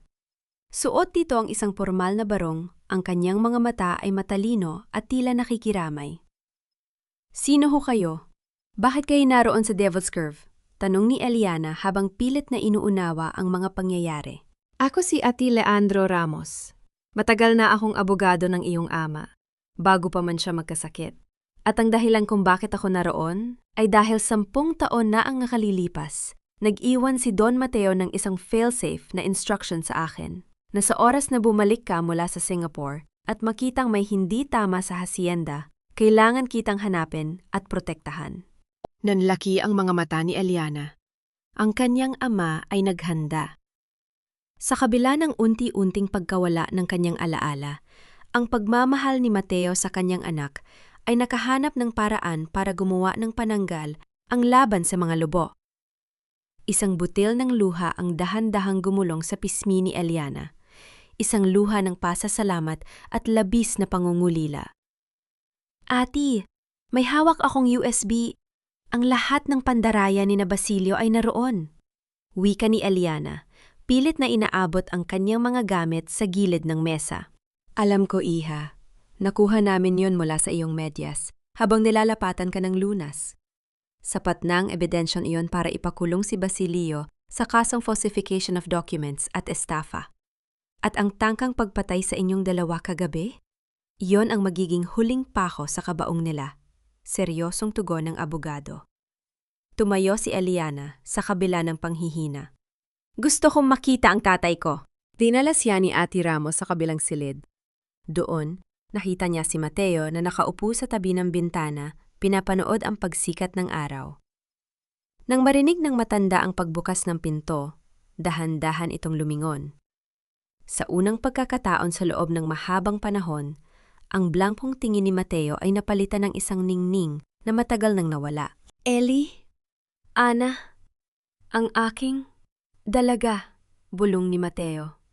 Ang kanyang boses ay nanginginig, ngunit ang bawat pantig ay malinaw. Inabot niya ang kamay ng kanyang anak at marahan itong pinisil. Ito ang golden moment na matagal nang ipinagdarasal ni Eliana. Ang makilala siya muli ng kanyang ama, kahit sa gitna ng kanilang pagkatalo. Hindi na kailangan ng maraming salita. Ang higpit ng pagkakahawak ni Mateo ay sapat na para sabihing tapos na ang panahon ng pagtatago. Tay, babawiin po natin ang lahat. Ipinapangako ko. Bulong ni Eliana habang isinasandal ang kanyang ulo sa balikat ng ama. Ngunit ang katahimikan ng silid ay nabasag nang pumasok ang isang pulis. Ate Ramos, Miss Eliana, may masamang balita. Nakataka si Basilio mula sa mga tauhan natin kagabi bago pa man makarating sa istasyon. At ayon sa ating asset, pumalik siya sa mansyon para kunin ang lahat ng natitirang pera at balak tumakas palabas ng bansa kasama si Consuelo. Tumigas ang anyo ni Eliana. Ang kanyang malambot na damdamin ay biglang naging yelo. Hindi niya hahayaang makatakas ang mga taong sumira sa buhay ng kanyang ama at pumatay sa kanyang mga pangarap. Ati, kailangan nating pumunta sa hacienda, na yon din, deklara ni Eliana. Masyado pang maaga, Eliana. Hayaan mo ngang pulis ang gumawa niyan, babala ni Ate Ramos. Hindi, Ati. Ang hacienda Mateo ay pag-aari ng tatay ko at ako ang magpapaalis sa kanila sa bahay na yon. Gusto kong makita nila ang mukha ng taong inakala nilang durog na bago sila mabulok sa rehas. Habang naglalakbay ang sasakyan patungo sa hasyenda, ang bawat tanawin sa labas ay tila isang mabilis na pelikula ng kanyang buhay. Ang mga puno ng niyog, ang mga bukiran, ang mga magsasakang nagsisimula na magtrabaho, lahat ng ito ay kailangang linisin mula sa lason ni na Consuelo. Pagdating nila sa gat ng mansyon, sinalubong sila ng tunog ng nagmamadaling mga hakbang sa loob. Nakita ni Eliana si Consuelo na nagkakandara pa sa pagpasok ng mga maleta sa isang sasakyan, habang si Basilio ay sumisigaw sa mga tauhan. Bilisan nyo! Iwanan nyo na ang mga hindi kailangan. Kailangan nating makaalis dito bago dumating ang mga pulis, ang hiyaw ni Consuelo. Ang kanyang mukha ay punong-puno ng takot at desperasyon. Ang gintong kuwintas na suot niya ay tila naging isang pabigat na sumasakal sa kanya. Bumaba si Eliana sa sasakyan. Ang kanyang likod ay tuwid na parang isang reyna. Ang bawat hakbang niya sa semento ay tila isang kumpas ng hustisya. Tita Consuelo, alis na ba kayo? Sayang naman hindi niyo pa natitikman ng espesyal na almusal na inihanda ng tadhana para sa inyo. Malamig na wika ni Eliana. Napatigil sina Consuelo at Basilio. Ang takot sa kanilang mga mata nang makita si Eliana na buhay at malakas ay sapat na para bigyan si Eliana ng isang uri ng kasiyahang hindi kayang bilhin ng pera. Ngunit bago pa makasagot ang dalawa, isang malakas na tunog ng sirena ang bumasag sa hangin mula sa lahat ng direksyon. Basilio, nasaan ang USB? Ang tanong ni Consuelo sa gitna ng pagkalito. Nasaan ang mga dokumento? Wala na, tita. Tugon ni Eliana habang ipinapakita ang isang papel na may selyo ng korte. Dahil ang lahat na ninakaw nyo ay babalik na sa tunay na nagmamay-ari, at ang tanging dokumentong pipirmahan nyo ngayon ay ang inyong waiver para sa inyong kalayaan. Isang mabilis na paggalaw ang ginawa ni Basilio. Bigla siyang bumunot ng isang maliit na patalim at itinutok ito sa kanyang sariling leeg. Huwag kayong lalapit! Hindi niyo ako mabubulok sa kulungan. Mas mabuting mamatay kaysa maging mahirap ulit. Nanlaki ang mga mata ni Consuelo. Hindi dahil sa takot para sa kanyang anak, kundi dahil sa takot na mawala ang huling barahan nila para makatakas. Sa gitna ng kaguluhan, isang tanong ang lumitaw sa isip ni Eliana. Hanggang saan ang kayang gawin ng isang taong nilamon na ng sariling kasakiman? Huwag kayong lalapit! Isang hakbang pa at sisiguraduhin kong dadanak ang dugo sa lupang ito. Kung mawawala ang lahat sa akin, mas mabuti pang isama ko na ang sarili ko sa impyerno. Ang boses ni Basilio ay puno ng panginginig. Isang halong takot at desperasyon na tila isang hayop na nasukul sa isang madilim na sulok. Ang kanyang mga mata ay nanlilisik, ang pawis ay humahalo sa dumi sa kanyang no, habang ang matalas na patalim ay nakadikit sa kanyang sariling leeg. Ang bawat paghinga niya ay tila isang huling-hiling sa tadhana. Sa likuran niya, ang mansyon na dati ay simbolo ng kanyang kapangyarihan ay tila isang malaking puntod na naghihintay na lamunin siya. Nakatayo si Eliana ilang metro ang layo. Ang kanyang mga kamay ay nakakuyom sa kanyang gilid. Pinapanood niya ang pinsa na dati ay tinitingala niya, ang lalaking nanakawan siya ng danggal at nanakit sa kanyang ama. Sa halip na matakot, ang nararamdaman ni Eliana ay isang malalim na pagkapuot na hinaluan ng awa. Ito ba ang bunga ng lahat ng kasakiman? Isang patalim sa sariling leeg? Basilio, itigil mo na yan. Huwag mong dagdagan ang kasalanan mo. Malamig na wika ni Eliana. Ang kanyang boses ay hindi nanginginig, kasing tatag ng lara sa gitna ng bagyo. Ang perang ninakaw nyo ay hindi sapat para bayaran ang buhay mo. Bitawan mo ang kutsil, at harapin mo ang batas. Batas? Anong batas, Eliana? Ang batas ng mga mayayaman? Humalahak si Basilio, isang tunog na puno ng lason. Bumalik ka lang para sirain kami. Maayos na ang lahat dito bago ka dumating. Kami ang nag-alaga sa hasyenda habang nagpapakasarap ka sa Singapore. Nag-alaga? Isang hakbang ang ginawa ni Eliana. Ang kanyang mga mata ay tila mga baga na nagliliyab. Ang tawag mo ba sa pagpapakain ng panis na kanin sa tatay ko ay pag-aalaga? Ang pagtatapon sa kanya sa bodega na parang aso ay pag-aalaga? Huwag mo akong lokohin, Basilio. Alam mo sa sarili mo kung gaano kayo kabulok? Basilio, anak, bitawan mo na yan. Ang boses ni Consuelo ay narinig mula sa gilid ng sasakyan. Ngunit sa halip na tumakbo patungo sa kanyang anak, ang matanda ay abala sa pagyakap sa isang maliit na bag na puno ng mga alahas. Hayaan mo na sila. Ibigay mo na ang gusto nila basta hayaan nila tayong makaalis. Ang golden moment ng kawalan ng puso ni Consuelo ay tila isang malakas na sampal sa lahat ng nakasaksi. Mas mahalaga pa ang mga gintong kuwintas sa kanyang mga bisig kaysa sa buhay ng sarili niyang anak. Nakita ni Eliana ang sakit na gumuhit sa mukha ni Basilio. Isang sandali ng pagkakatanto na kahit ang sarili niyang ina ay hindi siya kayang iligtas. Dahan-dahang lumapit ang mga pulis. Ang tunog ng kanilang mga bota sa semento ay tila isang mabigat na orasan na nagbibilang ng huling sandali. Sa gitna ng tensyon, isang sasakyan ang dahan-dahang pumasok sa gate. Bumaba si Ate Ramos, at kasunod niya ay ang wheelchair ni Mateo na itinutulak ni Nanay Isabel. Nang makita ni Basilio si Mateo, tila nawalan siya ng lakas. Ang patalim sa kanyang leeg ay dahan-dahang bumaba. Ang matanda na inakala niyang wala ng isip ay nakatingin sa kanya ng diretsyo. Walang galit sa mga mata ni Mateo, kundi isang malalim na lungkot na tila bumubutas sa kaluluwa ni Basilio. Basilio, anak. Mahinang wika ni Mateo. Tama na. Ang dalawang salitang yon ay tila isang mahiwagang kapangyarihan na nagpabagsak sa pader ng kayabangan ni Basilio. Binitawan niya ang patalim. Ang tunog ng metal na tumama sa semento ay umalingaw-ngaw sa buong bakuran, hudyat ng kanyang pagsuko. Mabilis siyang nilapitan ng mga pulis at pinusasan habang siya ay umiiyak na parang isang batang nawawala. Ngunit hindi doon natatapos ang lahat. Habang pinupusasan si Basilio, sumigaw si Consuelo. Hindi niyo ako pwedeng pakialaman. Akin ang mga alahas na ito. Pinaghirapan ko ito. Pilit niyang itinulak ang isang pulis, ngunit sa kanyang pagpupumiglas, bumukas ang kanyang bag at nagkalat ang mga mamahaling yas sa putikan. Pinanood ni Eliana ang kanyang tiyahin na nagkakandara pa sa putik. Pilit na pinupulot ang mga alahas na ngayon ay nadumihan na ng lupa.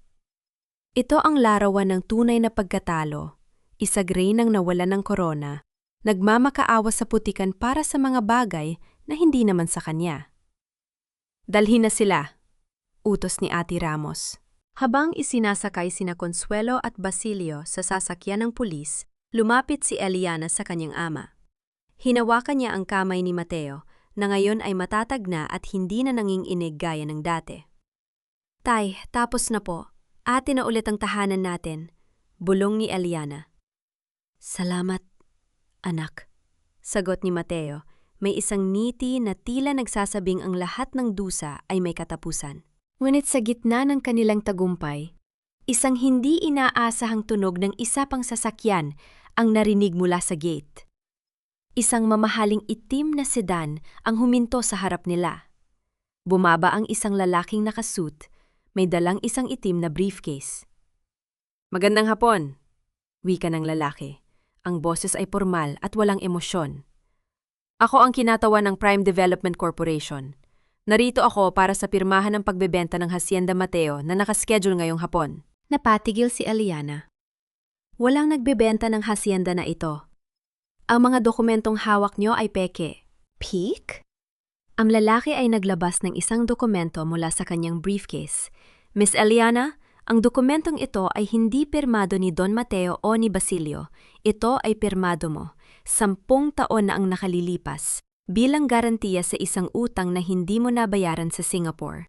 At ayon sa kontrata, ang Hacienda Mateo ang magsisilbing kabayaran kung hindi mo ito mababayaran sa loob ng 10 taon. At ang 10 taon na yon ay natapos na kahapon.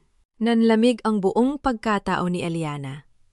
Isang lihim mula sa kanyang nakaraan sa Singapore ang tila bumalik para bawiin ang lahat ng kanyang pinaghirapan. Tumingin siya sa papel at nakita ang kanyang sariling pirma, isang pagkakamaling nagawa niya nung siya ay bata pa at desperado. Lumingon si Consuelo mula sa loob ng sasakyan ng pulis. Isang huling mapanuyang tawa ang pinakawalan niya. Akala mo ba ay ikaw lang ang may sikreto, Eliana? Ang tour mo ay guguhurin kasama namin. Sino ang lalaking ito? At paano maililigtas ni Eliana ang hasyenda kung ang mismong sarili niyang kamay ang nagbigay nito sa kaaway? Hindi ito maaari. Isang dekada na ang nakalilipas. Bata pa ako noon.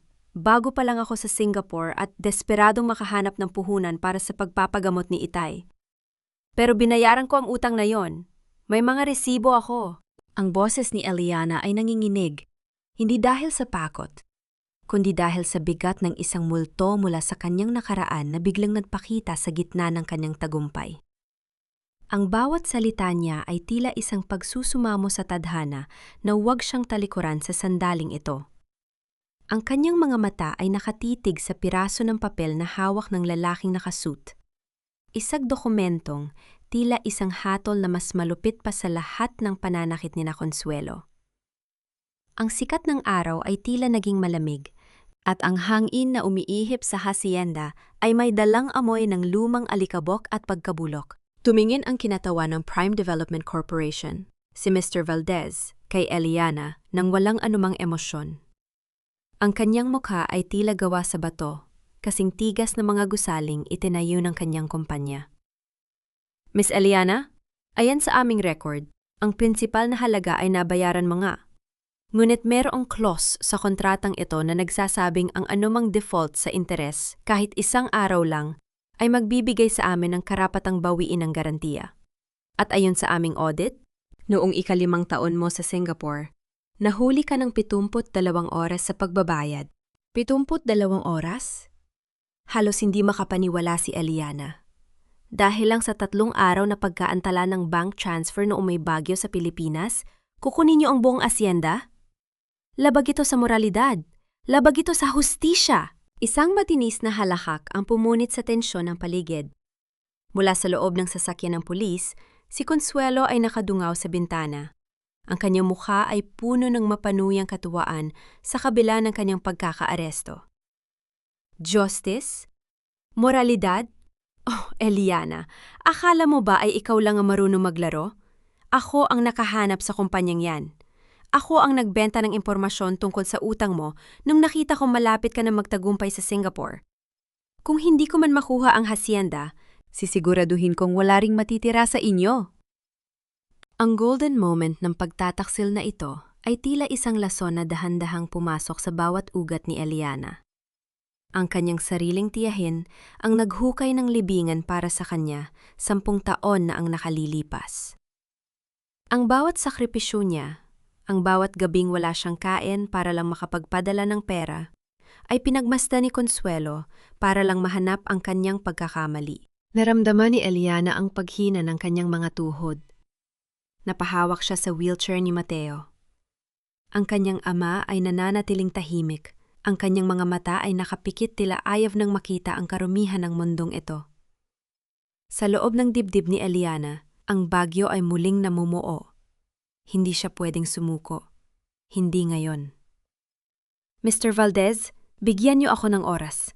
Titignan ko ang mga record ko. Pakiusap ni Eliana. Ang kanyang boses ay puno ng pait. Meron ka lamang hanggang bukas ng umaga, Miss Eliana. Kapag hindi mo na isettle ang penalty na umaabot na ngayon sa labin 5 milyong piso dahil sa interes at damages, ang aming mga bulldozer ay papasok na sa gate na ito para simulan ang demolition ng mansyon. Gagawin itong isang luxury resort, ang sabi ni Valdez bago tumalikod at sumakay sa kanyang sasakyan. Naiwan si Eliana sa gitna ng malawak na bakuran, kasama si Ate Ramos at si Nanay Isabel. Ang katahimikan ay tila isang mabigat na kumot na bumabalot sa kanila. Ang mansyon na katatapos lang niyang mabawi ay tila isang anino na lang na malapit ng maglaho. Eliana, anak, ang susi, bulong ni Mateo. Dahan-dahang iminulat ng matanda ang kanyang mga mata. Itinuro niya ang USB drive na hawak pa rin ni Ate Ramos. Ate, ang USB na nakuha ko, may mga folder doon. na hindi ko pa nabubuksan dahil sa pagmamadali kagabi. May mga folder na naka-encrypt. Wika ni Eliana. Tila nagkaroon ng isang mitya ng pag-asa sa kanyang isipan. Mabilis silang pumasok sa loob ng mansyon. Ang mansyong baka sa huling pagkakataon ay matatapakan pa nila. Naupo si Eliana sa harap ng laptop ni Basilio habang binubuksan ni Ate Ramos ang mga lihim na files. Sa bawat pagtakbo ng loading bar sa screen, ang puso ni Eliana ay tila sumasabay sa bilis nito. Nang bumukas ang folder, tumambad sa kanila ang isang list, ng mga pangalan. Hindi lang ito mga transaksyon ni Basilio. Ito ay lista ng mga bribes o suhol na ibinigay ni Consuelo sa mga opisyal ng Prime Development Corporation. Mayroon ding mga email exchange sa pagitan ni Consuelo at ng chairman ng kumpanya na nagpapatunay na ang clause sa kontrata ni Eliana ay sadyang minanipula at ginawang illegal para lamang makuha ang lupa sa mababang halaga. Isang sabwatan, bulong ni Ate Ramos. Eliana, hindi lang ito utang. Ito ay isang organisadong pagnanakaw. Ang interes na sinasabi nila ay hindi dumaan sa tamang proseso ng batas. Isang liwanag ang gumuhit sa mukha ni Eliana. Ang kanyang kaalaman sa pananalapi at ang mga dokumentong ito ang magiging sandata niya. Ngunit bago pa man sila makapagdiwang, isang malakas na tulog ng makina ang narinig nila sa labas. Sumilip si Eliana sa bintana at nanlamig ang kanyang buong pagkatao. Hindi hinintay ni Valdez ang bukas ng umaga. Isang dambuhalang bulldozer ang nakatigil na sa harap ng kanila gate at ang mga tauhan nito ay nagsisimula ng magkabit ng mga barikada. Anong ginagawa nila? Sabi nila ay bukas pa. Sigaw ni Nanay Sabel. Gusto nilang unahan tayo. Alam nilang kapag nakakuha tayo ng legal na proteksyon, hindi na nila ito magagawa. Wika ni Eliana. Tumayo si Eliana at kinuha ang kanyang cellphone. Tumawag siya sa kanyang mga dating koneksyon sa Singapore at sa mga media outlets sa Maynila na matagal na niyang naging kliyente. Kailangan nating gawing public ang laban na ito. Ati, ihanda mo ang injunction. Hindi ko hahayaang magiba ang isang piraso ng tisa sa bahay na ito. Naglakad si Eliana palabas. Hinarap ang dambuhalang makina sa labas ng gate. Nakatayo siya doon, isang maliit na babae laban sa isang dambuhalang korporasyon, habang ang ulan ay nagsisimulang pumatak muli. Ang bawat patak ng tubig ay tila isang paglilinis sa kanyang nakaraan. "Huwag kayong lalapit!" sigaw ni Eliana sa operator ng bulldozer.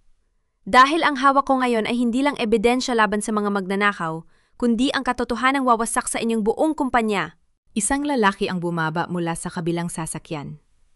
Hindi si Valdez, kundi ang chairman mismo ng Prime Development, si Don Ricardo. Tiningnan niya si Eliana ng may halong paghanga at panganib. "Miss Eliana, matapang ka. Pero sapat ba ang tapang mo para protektahan ang isang amang hindi na alam kung sino ka?" Sa sandaling yon, lumabas si Mateo mula sa pinto ng mansyon. Itinutulak ni Nanay Isabel. Tumayo ang matanda mula sa kanyang wheelchair, nanginginig ngunit matatag. Itinaas niya ang kanyang kamay at itinuro si Ricardo. "Ricardo, ang utang na loob ay hindi binabayaran ng lupa." Paos na wika ni Mateo. Nanlaki ang mga mata ni Ricardo. Tila may isang malalim na lihim sa pagitan ng dalawang matanda na hinding-hindi inaasahan ni Eliana. Ano ang koneksyon ni Mateo sa chairman ng kumpanyang gustong sumira sa kanila? "Ricardo, ikaw ba yan? Ang batang pinag-aral ko? Ang batang tinuring kong kapatid nang wala kang makapitan?" Ang boses ni Mateo ay mahina, parang isang hanging naglalakbay mula sa napakalayong nakaraan. Ngunit ang bawat salita ay tumama sa dibdib ni Don Ricardo na tila mga bala. Tila tumigil ang pag-ikot ng mundo ng makapangyariang chairman. Ang kanyang muka, na kanina ay kasing tigas ng marmol, ay biglang nagkaroon ng lamat. Ang kanyang mga mata ay nanlaki, hindi dahil sa galit, kundi dahil sa isang multo ng nakaraan na hindi niya inaasahang magpapakita sa ganitong kalagayan. Napatigil ang dambuhalang bulldozer sa harap ng gate. Ang ugong ng makina nito ay tila isang nagbabantang hayop na biglang napaamo ng isang mahiwagang tinig. Sa paligid, ang mga tauhan ng kumpanya at ang mga magsasakang nanonood mula sa malayo ay nabalot ng isang mabigat na katahimikan. Ang ulan ay dahan-dahang humuhupa. Tila binibigyan ng espasyo ang katotohanang kanina pa gustong kumawala. Don Mateo, ang bulong ni Ricardo. Ang kanyang mapagmataas na tindig ay dahan-dahang bumigay. Ang golden moment na ito ay tila isang salamin na nagpapakita ng kaibahan ng dalawang tao. Ang isa ay nakatayo sa wheelchair, nanginginig ngunit may danggal. Ang isa naman ay nakasuot ng mamahaling suit ngunit balot ng kahihiyan. Tay, kilala niyo siya? Tanong ni Eliana. Ang kanyang puso ay tumitibok ng mabilis sa pagkalito. Siya ang anak ng dating katiwala ng iyong lolo, Eliana. Paos na paliwanag ni Mateo habang ang kanyang mga kamay ay mahigpit na nakahawak sa wheelchair. Pinag-aral ko siya. Binigyan ko siya ng puhunan para magsimula sa Maynila. Akala ko ay tinatanaw niya ang lupang ito bilang tahanan, hindi bilang biktima. Humarap si Eliana kay Ricardo. Ang kanyang mga mata ay naniningkit sa pot. Kaya pala alam niyo ang tungkol sa utang ko sa Singapore. Kaya pala madali ninyong nakuha ang loob ni Consuelo. Dahil matagal niyo nang pinagpaplanuhan ng pagbagsak ng taong tumulong sa inyo. Ito ba ang tawag niyo sa tagumpay, Don Ricardo? Ang magnakaw sa kamay na nagpakain sa inyo? Hindi makatingin si Ricardo ng diretsyo. Ngunit sa gitna ng kanyang pagkahiya, ang kasakiman ay muling nagpumiglas. Negosyo ito, Eliana. Walang personalan sa mundo ng korporasyon. Ang kontrata ay kontrata. Ang pirma mo ay legal. At ang Hacienda Mateo ay amin na. Legal? Isang mapait na ngiti ang sumilay sa mga labi ni Eliana. Itinaas niya ang USB drive na tila isang sandata. Gusto niyo bang pag-usapan ang legality, Don Ricardo?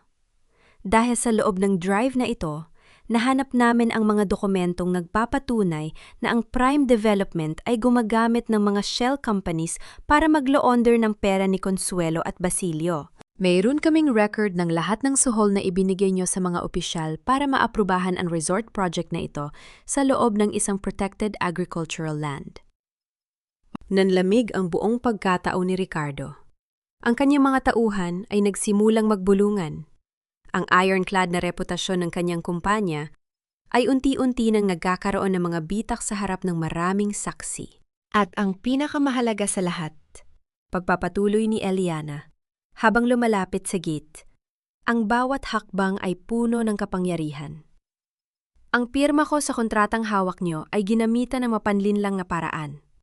Meron kaming ebidensya mula sa bangko sa Singapore na ang orihinal na loan ay nabayaran na. At ang default clause na ginagamit nyo ay isang palsipikadong dokumento na ginawa nyo sa pakikipagsabuatan kay Consuelo.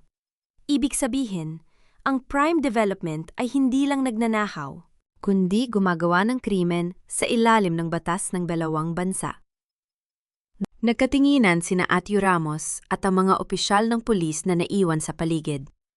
Ang tensyon ay tila isang lubid na malapit ng mapatid. Itigil ang demolisyon! Sigaw ni Ricardo sa operator ng bulldozer. Ang kanyang boses ay puno ng desperasyon. Aalis na tayo! Eliana, pag-usapan natin ito ng pribado.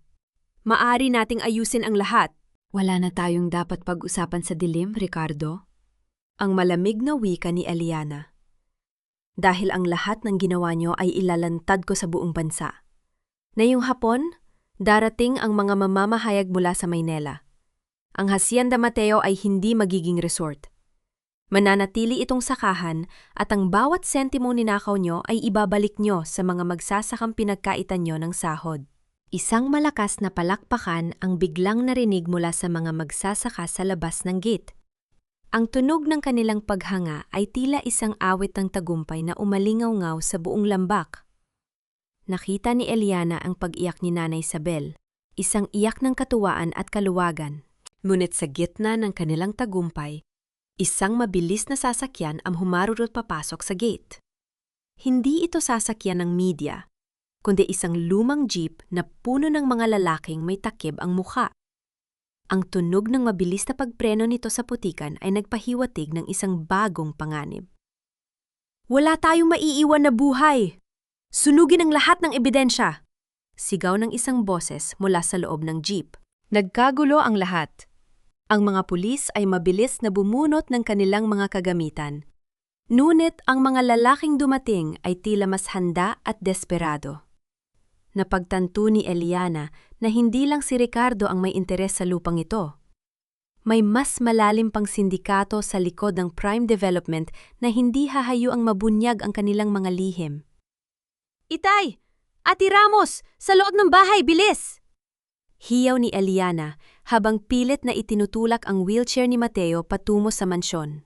Habang tumatakbo sila, isang bote ng gas ang inihagis patungo sa pintuan ng mansyon na nagdulot ng isang mabilis na pagliyab ng apoy sa mga kortina. Ang mansyon na katatapos lang nilang mabawi ay muling binalot ng panganib. Ang USB, Eliana! Ang ebidensya! Sigaw ni Ate Ramos habang sinusubukang apulahin ang apoy. Nayakap ni Eliana ang drive sa kanyang dibdib. Sa sandaling yon, naramdaman niya ang isang matinding takot, hindi para sa sarili, kundi para sa katotohanang baka mabaon muli sa abo. Lumingon siya kay Ricardo at nakita niyang sumasakay na ito sa kanyang sasakyan. Tumatakas mula sa kaguluhang siya mismo ang nagpasimula. Hindi niyo kami matatapos sa apoy! Ang huling sigaw ni Eliana bago siya nilamon ng usok sa loob ng kanyang sariling tahanan. Iwanan mo na ako, Eliana! Iligtas mo ang iyong sarili at ang katotohanan! Ang buhay ko ay tapos na, ngunit ang sayo ay nagsisimula pa lamang. Ang boses ni Mateo ay nabaon sa ingay na naglalangit-ngit ng mga kisame at ang mabilis na paglamon ng apoy sa mga kurtinang pelus. Ang usok ay tila isang dambuhalang itim na kamay na sumasakal sa bawat hininga ni Eliana. Nakatitig siya sa kanyang ama, na pilit na kumakapit sa gilid ng nasusunog na pintuan para lamang hindi makasama sa pagtakbo ng kanyang anak. Ang init ay kasing lupit ng galit na nararamdaman ni Eliana, ngunit ang hapdi sa kanyang puso ay mas matindi pa sa anumang paso sa bala. Tay, wag po kayo magsalita ng ganyan. Hindi ako nagtiis sa Singapore ng 10 taon para lang panuurin kayong mamatay sa harap ko. Ang hiyaw ni Eliana. Pinilit niyang binuhat ang nanghihinang katawan ni Mateo. Ang kanyang mga braso ay nanginginig sa bigat at pagod. Ang bawat singhap niya ay tila may kasamang apoy na sumusugat sa kanyang lalamunan. Ang pawis na humahalo sa uling sa kanyang muka ay pumapatak sa kanyang mga mata, ngunit hindi siya kumukurap. Sa labas, ang mga lalaki may takibang mukha ay patuloy sa paghaasik ng kaguluhan. Ngunit ang tunog ng papalapit na mga sirena ng bumbero at karagdagang puwersa ng pulisya ay nagpahiwatig na ang kanilang oras ay malapit na ring maubos. Nakita ni Eliana ang USB drive na nahulog mula sa kanyang bulsa patungo sa gilid ng nagbabagang sahig. Isang sandali ng pag-aain lang ang dumaan sa kanyang isipan. Ang ebidensya o ang kanyang ama? Ito ang sacrifice dilemma na tila sadyang inihanda ng tadhana. Kung kukunin niya ang USB, baka tuluyan ng bumigay ang kisame sa ibabaw ni Mateo. Ngunit kung ililigtas niya ang ama, baka ang tanging sandata nila laban kay Ricardo ay maging abona. Tay, kumapit kayo sa akin! Wika ni Eliana. Ang kanyang desisyon ay kasing linaw ng kristal. Hinayaan niyang lamonin ng apoy ang maliit na metal na drive. Mas mahalaga ang pintig ng puso ng kanyang ama kaysa sa anumang digital na file. Sa gitna ng trahedya, ito ang kanyang golden moment, ang pagpili sa pag-ibig kaysa sa paghihigante. Sa isang matinding paghila, nailabas ni Eliana si Mateo mula sa nagbabagang library patungo sa kusina kung saan ang daanan patungo sa likod ng bahay ay hindi pa masyadong inaabot ng apoy. Ngunit sa kanilang paglabas, sinalubong sila ni Ricardo. Ang chairman ay hitumakas. Nakatayo siya sa dilim, may hawak na baril, ang kanyang mukha ay punong-puno ng desperasyon at baliw na takot. Ibigay mo sa akin ang USB, Eliana. Ibigay mo ang drive na yan at hahayaan ko kayong mabuhay. Ang sigaw ni Ricardo. Ang kanyang boses ay tila isang hayop na nasukol. Wala na, Ricardo. Kinain na ng apoy na ikaw mismo ang nagpasimula. Malamig na tugon ni Eliana habang pilit na itinatago si Mateo sa kanyang likuran. Gaya ng mansyong ito, ang lahat ng kasamaan mo ay matatapos na sa abo. Wala ka nang matatakasan. Magsinungaling ka na sa lahat, wag lang sa akin. Itinaas ni Ricardo ang baril. Ngunit bago pa man niya makabitaw ng gatilyo, isang malakas na tunog ng pagtama ng matigas na bagay sa kanyang ulo ang nagpatumba sa kanya. Si Nanay Isabel yon. May hawak na isang mabigat na kawali. Ang kanyang mukha ay puno ng galit na matagal na niyang kinimkim. Huwag mong sasaktan ang mga taong tinuring kang pamilya. Ikaw na walang utang na loob. Ang sigaw ng matanda. Kasabay nito, ang mga pulis ay pumasok na sa bakuran at tuluyang nakuha ang kontrol. Ang mga lalaking may takip ang mukha ay isa-isang nadakip habang si Ricardo ay pinusan habang wala pang malay sa putikan. Pinanood ni Eliana ang pagguho ng tour ng Mansyon Mateo. Ang bawat lagablab ng apoy ay tila pagpunit sa mga pahina ng isang madilim na kabanata ng kanilang buhay. Sa gitna ng kaguluhan, naramdaman niya ang kamay ni Mateo na humahawak sa kanyang palad. Eli, Ana, ang katotohanan ay hindi nasusunog. Bulong ni Mateo. Dahan-dahan niyang binuksan ang kanyang kabilang kamao. Doon, nakita ni Eliana ang isang maliit na micro SD card na kanina pa pala palihim na hinugot ng matanda mula sa USB bago pa sila pumasok sa library. Napaiyak si Eliana, isang iyak ng katuwaan at labis na paghanga. Eli, Ana, ang katotohanan ay hindi nasusunog. Bulong ni Mateo. Dahan-dahan niyang binuksan ang kanyang kabilang kamao. Doon, nakita ni Eliana ang isang maliit na micro SD card na kanina pa pala palihim na hinugot ng matanda mula sa USB bago pa sila pumasok sa library. Napaiyak si Eliana, isang iyak ng katuwaan at labis na paghanga sa katalinuhan ng kanyang ama na hindi tuluyang nawala sa gitna ng sakit. Tay, naitabi niyo po ito? Pinoprotektahan ang aking dalaga, sagot ni Mateo na may kasamang matamis na ngiti. Pagkalipas ng ilang oras, habang ang mga bumbero ay tinatapos ang pag-apula sa mga huling baga, nakaupo sina Eliana at Mateo sa likod ng isang ambulansya. Ang mansyon ay isa na lamang kalansay ng kahoy at bato, ngunit ang hangin sa Hacienda Mateo ay tila naging mas presko. Ang lason ni na Consuelo, Basilio at Ricardo ay tuluyan ng nalinis. Ano nang mangyayari sa atin, Eliana? Tanong ni Nanay Isabel habang inaabutan sila ng mainit na kape. Tumingin si Eliana sa malawak na bukiran. Ang araw ay dahan-dahang sumisikat sa silangan, nagbibigay ng bagong kulay sa lupang dinilig ng luha at dugo. Magsisimula tayo ulit, Nanay Isabel. Hindi man natin maibabalik ang mansyon, ibabalik natin ang danggal ng lupang ito. Gagawa tayo ng isang tahanang hindi gawa sa bato, kundi sa katapatan. Ngunit habang nagpapahinga sila, lumapit si Ate Ramos na may dalang isang lumang dokumento na nakuha niya mula sa isang safe box na hindi nadamay sa sunog. Eliana, may isang bagay ka pang hindi alam. Ang Hacienda Mateo ay hindi lang pala isang sakahan. Ang iyong ama, bago siya magkasakit, ay nakadiskubre ng isang bagay sa ilalim ng lupang ito na dahilan kung bakit desperado ang Prime Development. Ano yan, Ate? Isang natural spring, Eliana. Isang source ng pinakamalinis na tubig sa buong probinsya. Ang halaga nito ay hindi masusukat ng kahit anong resort project. At ayon sa huling hiling ni Don Mateo, ang yaman ng tubig na ito ay hindi dapat ibenta, kundi dapat ibahagi ng libre sa lahat ng magsasaka at mamamayan ng bayang ito. Napatingin si Eliana sa kanyang ama. Ang yaman na pinag-aagawan ng lahat ay hindi pala para sa sarili, kundi para sa iba. Ito ang tunay na legasya ng pamilya Mateo. Tay, narinig niyo po ba? Ang yaman niyo ay para sa lahat. Bulong ni Eliana. Ngunit bago makasagot si Mateo, isang pamilyar na boses ang narinig nila mula sa kalsada.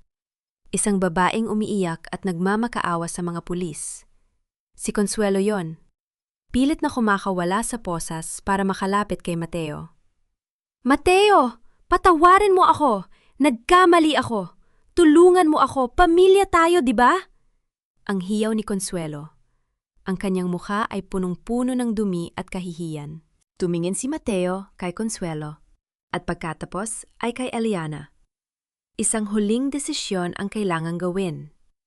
Papatawarin ba nila ang taong sumira sa kanila o hahayaan nila itong mabulok sa sarili nitong karma? Ang bawat hagulgol ni Consuelo ay tila isang sirang plaka na naghahanap ng awa ang hindi na niya karapat-dapat makuha sa harap ng lupang dinilig niya ng lason. Nakatayo si Eliana sa gitna ng naghihingalong bakuran ng Mansion Mateo habang pinagmamasdan ang kanyang tiyahin na nakaluhod sa putikan. Ang gintong kwintas ni Consuelo ay wala na. Marahil ay nahulog sa gitna ng kanyang pagpupumiglas at ang kanyang mamahaling damit ay basang-basa at puno ng uling. Ang kanyang mga kamay na dati ay marubdob sa pagbibilang ng perang hindi kanya, ngayon ay nakikiusap at nanginginig sa takot.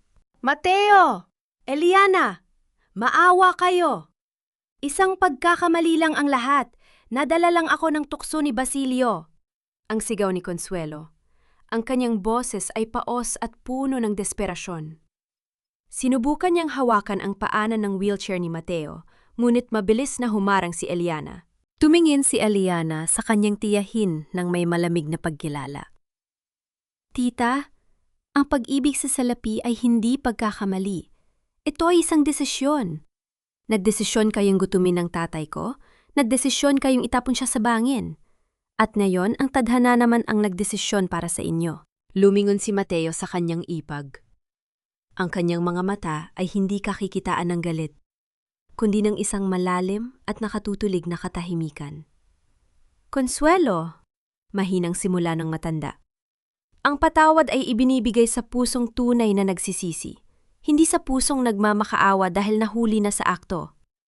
Ibibigay ko sa iyo ang aking patawad bilang isang Kristiyano, ngunit ang hustisya ay dapat mong harapin bilang isang tao. Sa isang iglap, tila nawala ng hininga si Consuelo.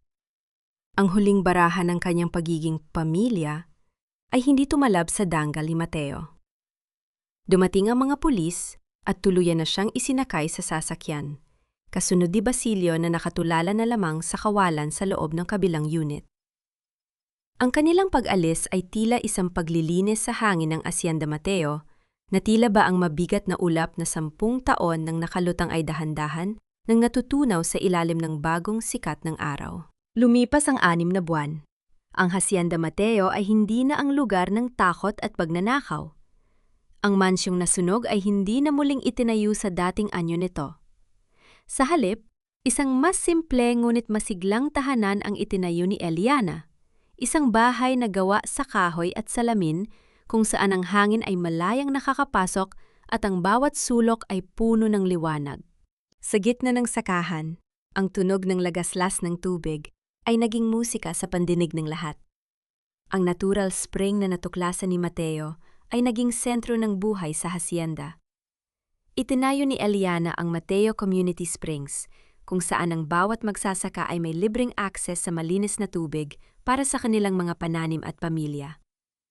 Ang yaman na dati ay pinag-aagawan sa dilim, na iyon ay pinakikinabangan ng lahat sa ilalim ng liwanag. Nakatayo si Eliana sa beranda. Pinapanood ang kanyang ama na kasalukuyang naglalakad-lakad sa harden kasama si Nanay Isabel. Hindi na kailangan ni Mateo ng wheelchair.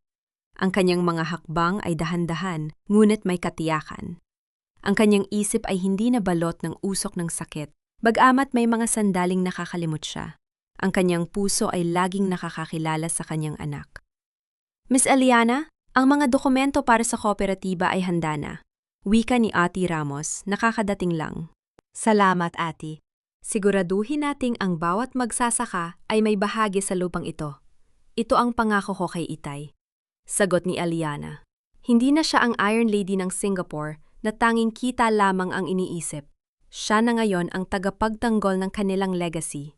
Lumapit si Eliana sa kanyang ama at inabutan ito ng isang basong tubig mula sa kanilang sariling bukal. Tay, uminom po muna kayo. Kinuha ni Mateo ang baso at nugumiti.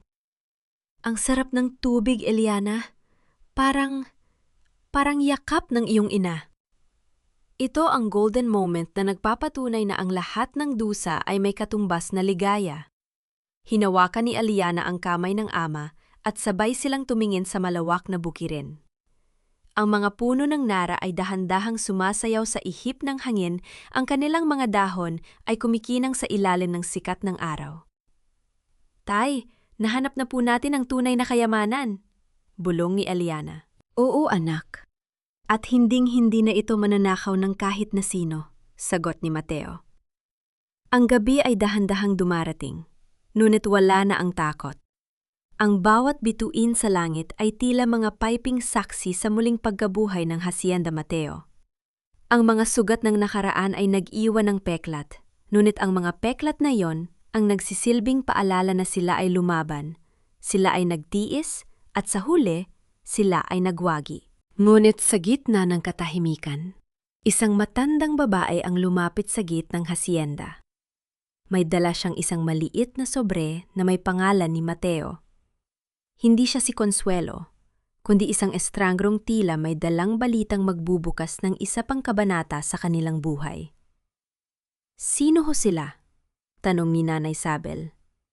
Ako ang tanging saksi sa lihim na kasunduan ng ama ni Mateo at ng pamilya Ricardo, ang mahinang wika ng matanda. Tumingin si Eliana sa malayo. Alam niya ang kapayapaan ay nahanap na nila. Ngunit ang katotohanan ay patuloy na dadaloy gaya ng tubig sa kanilang bukal. Hindi na uubos. Laging nagpapaliwanag at laging nagbibigay ng buhay. Ang lagaslas ng tubig mula sa bukal ay tila isang banayad na himig na nagpapakalma sa buong Hacienda Mateo. Hindi na ito ang tunog ng pag-aagawan o ang ingay ng mga makinang nagnanais sumira sa kalikasan. Ito ay tunog ng buhay. Isang daloy na walang katapusan, kasing linis ng hangarin ng isang anak na nahanap ang kanyang daan, pabalik sa tahanan. Sa bawat patak ng tubig na dumadaloy sa mga kawayang tubo patungo sa mga taniman, tila din, nidilig ang mga pangarap ng mga magsasakang dati ay nakayuko sa takot, ngunit ngayon ay nakatayo ng may danggal. Nakatayo si Eliana sa ilalim ng dambuhalang puno ng nara, ang puno ng alaala. Wala na ang metal na kahon na nakabaon sa ilalim nito. Ang mga lihim na dati ay nagdulot ng pait ay nailantad na sa liwanag at naging sandata ng katarungan. Ang sobreng dala ng matandang babae nung nakaraang gabi ay nasa kanyang mga kamay. Hindi ito naglalaman ng bagong gulo, kundi ng isang huling pagkilala, isang lumang sertipiko ng pagkakaibigan sa pagitan ng kanyang lolo at ng pamilya Ricardo, na nagpapatunay na ang hacienda ay itinatag hindi para sa kapangyarihan, kundi para maging kanlungan ng lahat. Eliana, iha, mukhang malalim ang iniisip mo. Ang boses ni Mateo ay narinig niya mula sa likuran. Lumingon si Eliana at ngumiti. Nakita niya ang kanyang ama, suot ang isang malinis na puting polo, hawak ang isang tungkod na gawa sa matibay na kahoy. Wala na ang blankong tingin nito. Bagamat may mga bakas ng kulubot sa kanyang muka, nalikha ng panahon at dusa, ang kanyang mga mata ay nagniningning sa kapayapaan. Lumapit si Eliana at inalalayan ang kanyang ama para maupo sa isang bangkong kahoy sa ilalim ng puno. Tay, iniisip ko lang po ang 10 taon ko sa Singapore, simula ni Eliana. Ang kanyang boses ay tila isang mahinahong simoy ng hangin.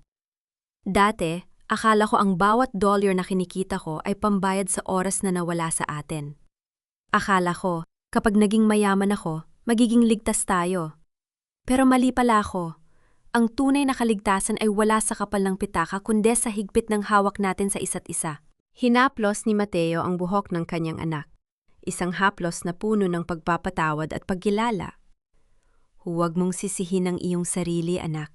Ang iyong pag-alis ay sakripisyong nagbigay sa atin ng pagkakataong lumaban. Pero ang iyong pagbabalik, iyon ang nagbigay sa atin ng buhay. Napatawad ko na ang aking sarili sa pagiging mahina, at sana ay mapatawad mo rin ang iyong sarili sa pagiging malayo. Naramdaman ni Eliana ang isang mainit na luhang gumulong sa kanyang pisngi. Hindi luha ng pait, kundi luha ng paghilom. Sa sandaling iyon, ang huling tinik ng pagsisisi sa kanyang puso ay tuluyan ng nabunot. Napatawad ko na rin po sila, Tay. Hindi dahil sa nararapat sila sa kapayapaan, kundi dahil nararapat tayo sa katahimikan. Ang galit ay isang bilangguan, At ayoko nang mabilanggo muli. Sa malayo, tanaw nila ang bagong kooperatiba kung saan ang mga magsasaka ay masayang nag-uusap. Si Nanay Sabel ay abala sa pagluluto ng merienda para sa lahat. Ang kanyang tawa ay umaabot hanggang sa kinaroroonan ni na Eliana. Ang Hacienda Mateo ay naging isang tunay na komunidad. Ang mga kontrabidang sina Consuelo at Basilio ay nahaharap na sa mahabang panahon ng pagbabayad sa loob ng rehas. Isang karma na sila mismo ang nagtanim, at ngayon ay inaani nila sa gitna ng kalungkutan. Tumingin si Eliana sa langit na unti-unting nagkukulay lila at ginto. Ang takip silim ay hindi na hudyat ng dilim, kundi isang pangako ng panibagong bukas. Natutunan niya na ang tagumpay ay hindi nasusukat sa taas ng gusaling na ayat mo, kundi sa lalim ng ugat na ibinaon mo sa lupang kinalakihan mo. Ang tunay na yaman ay ang kakayahang tumingin sa mata ng iyong kapwa nang walang itinatago, at ang matulog sa gabi nang may malinis na konsensya. Tay, halika na po. Hinihintay na tayo ni Nanay Sabel sa hapagkainan. Anyaya ni Eliana habang inaalalayan ang kanyang ama. Sige anak, masarap ang luto ni Sabel, lasang tahanan. Tugon ni Mateo. Naglakad ang mag-ama patungo sa maliit at payak na bahay, habang ang anino ng puno ng nara ay dahan-dahang humahaba sa lupa. Ang Hacienda Mateo ay mananatiling saksi sa isang kwento ng pagtataksil na naging katapatan, ng pait na naging tamis, at ng isang anak na naglakbay sa malayo para lamang matagpuan ang langit sa piling ng kanyang ama. Ang bukal ay patuloy sa pag-agos, isang paalala na hanggat may pag-ibig, laging may pag-asa sa bawat daloy ng buhay.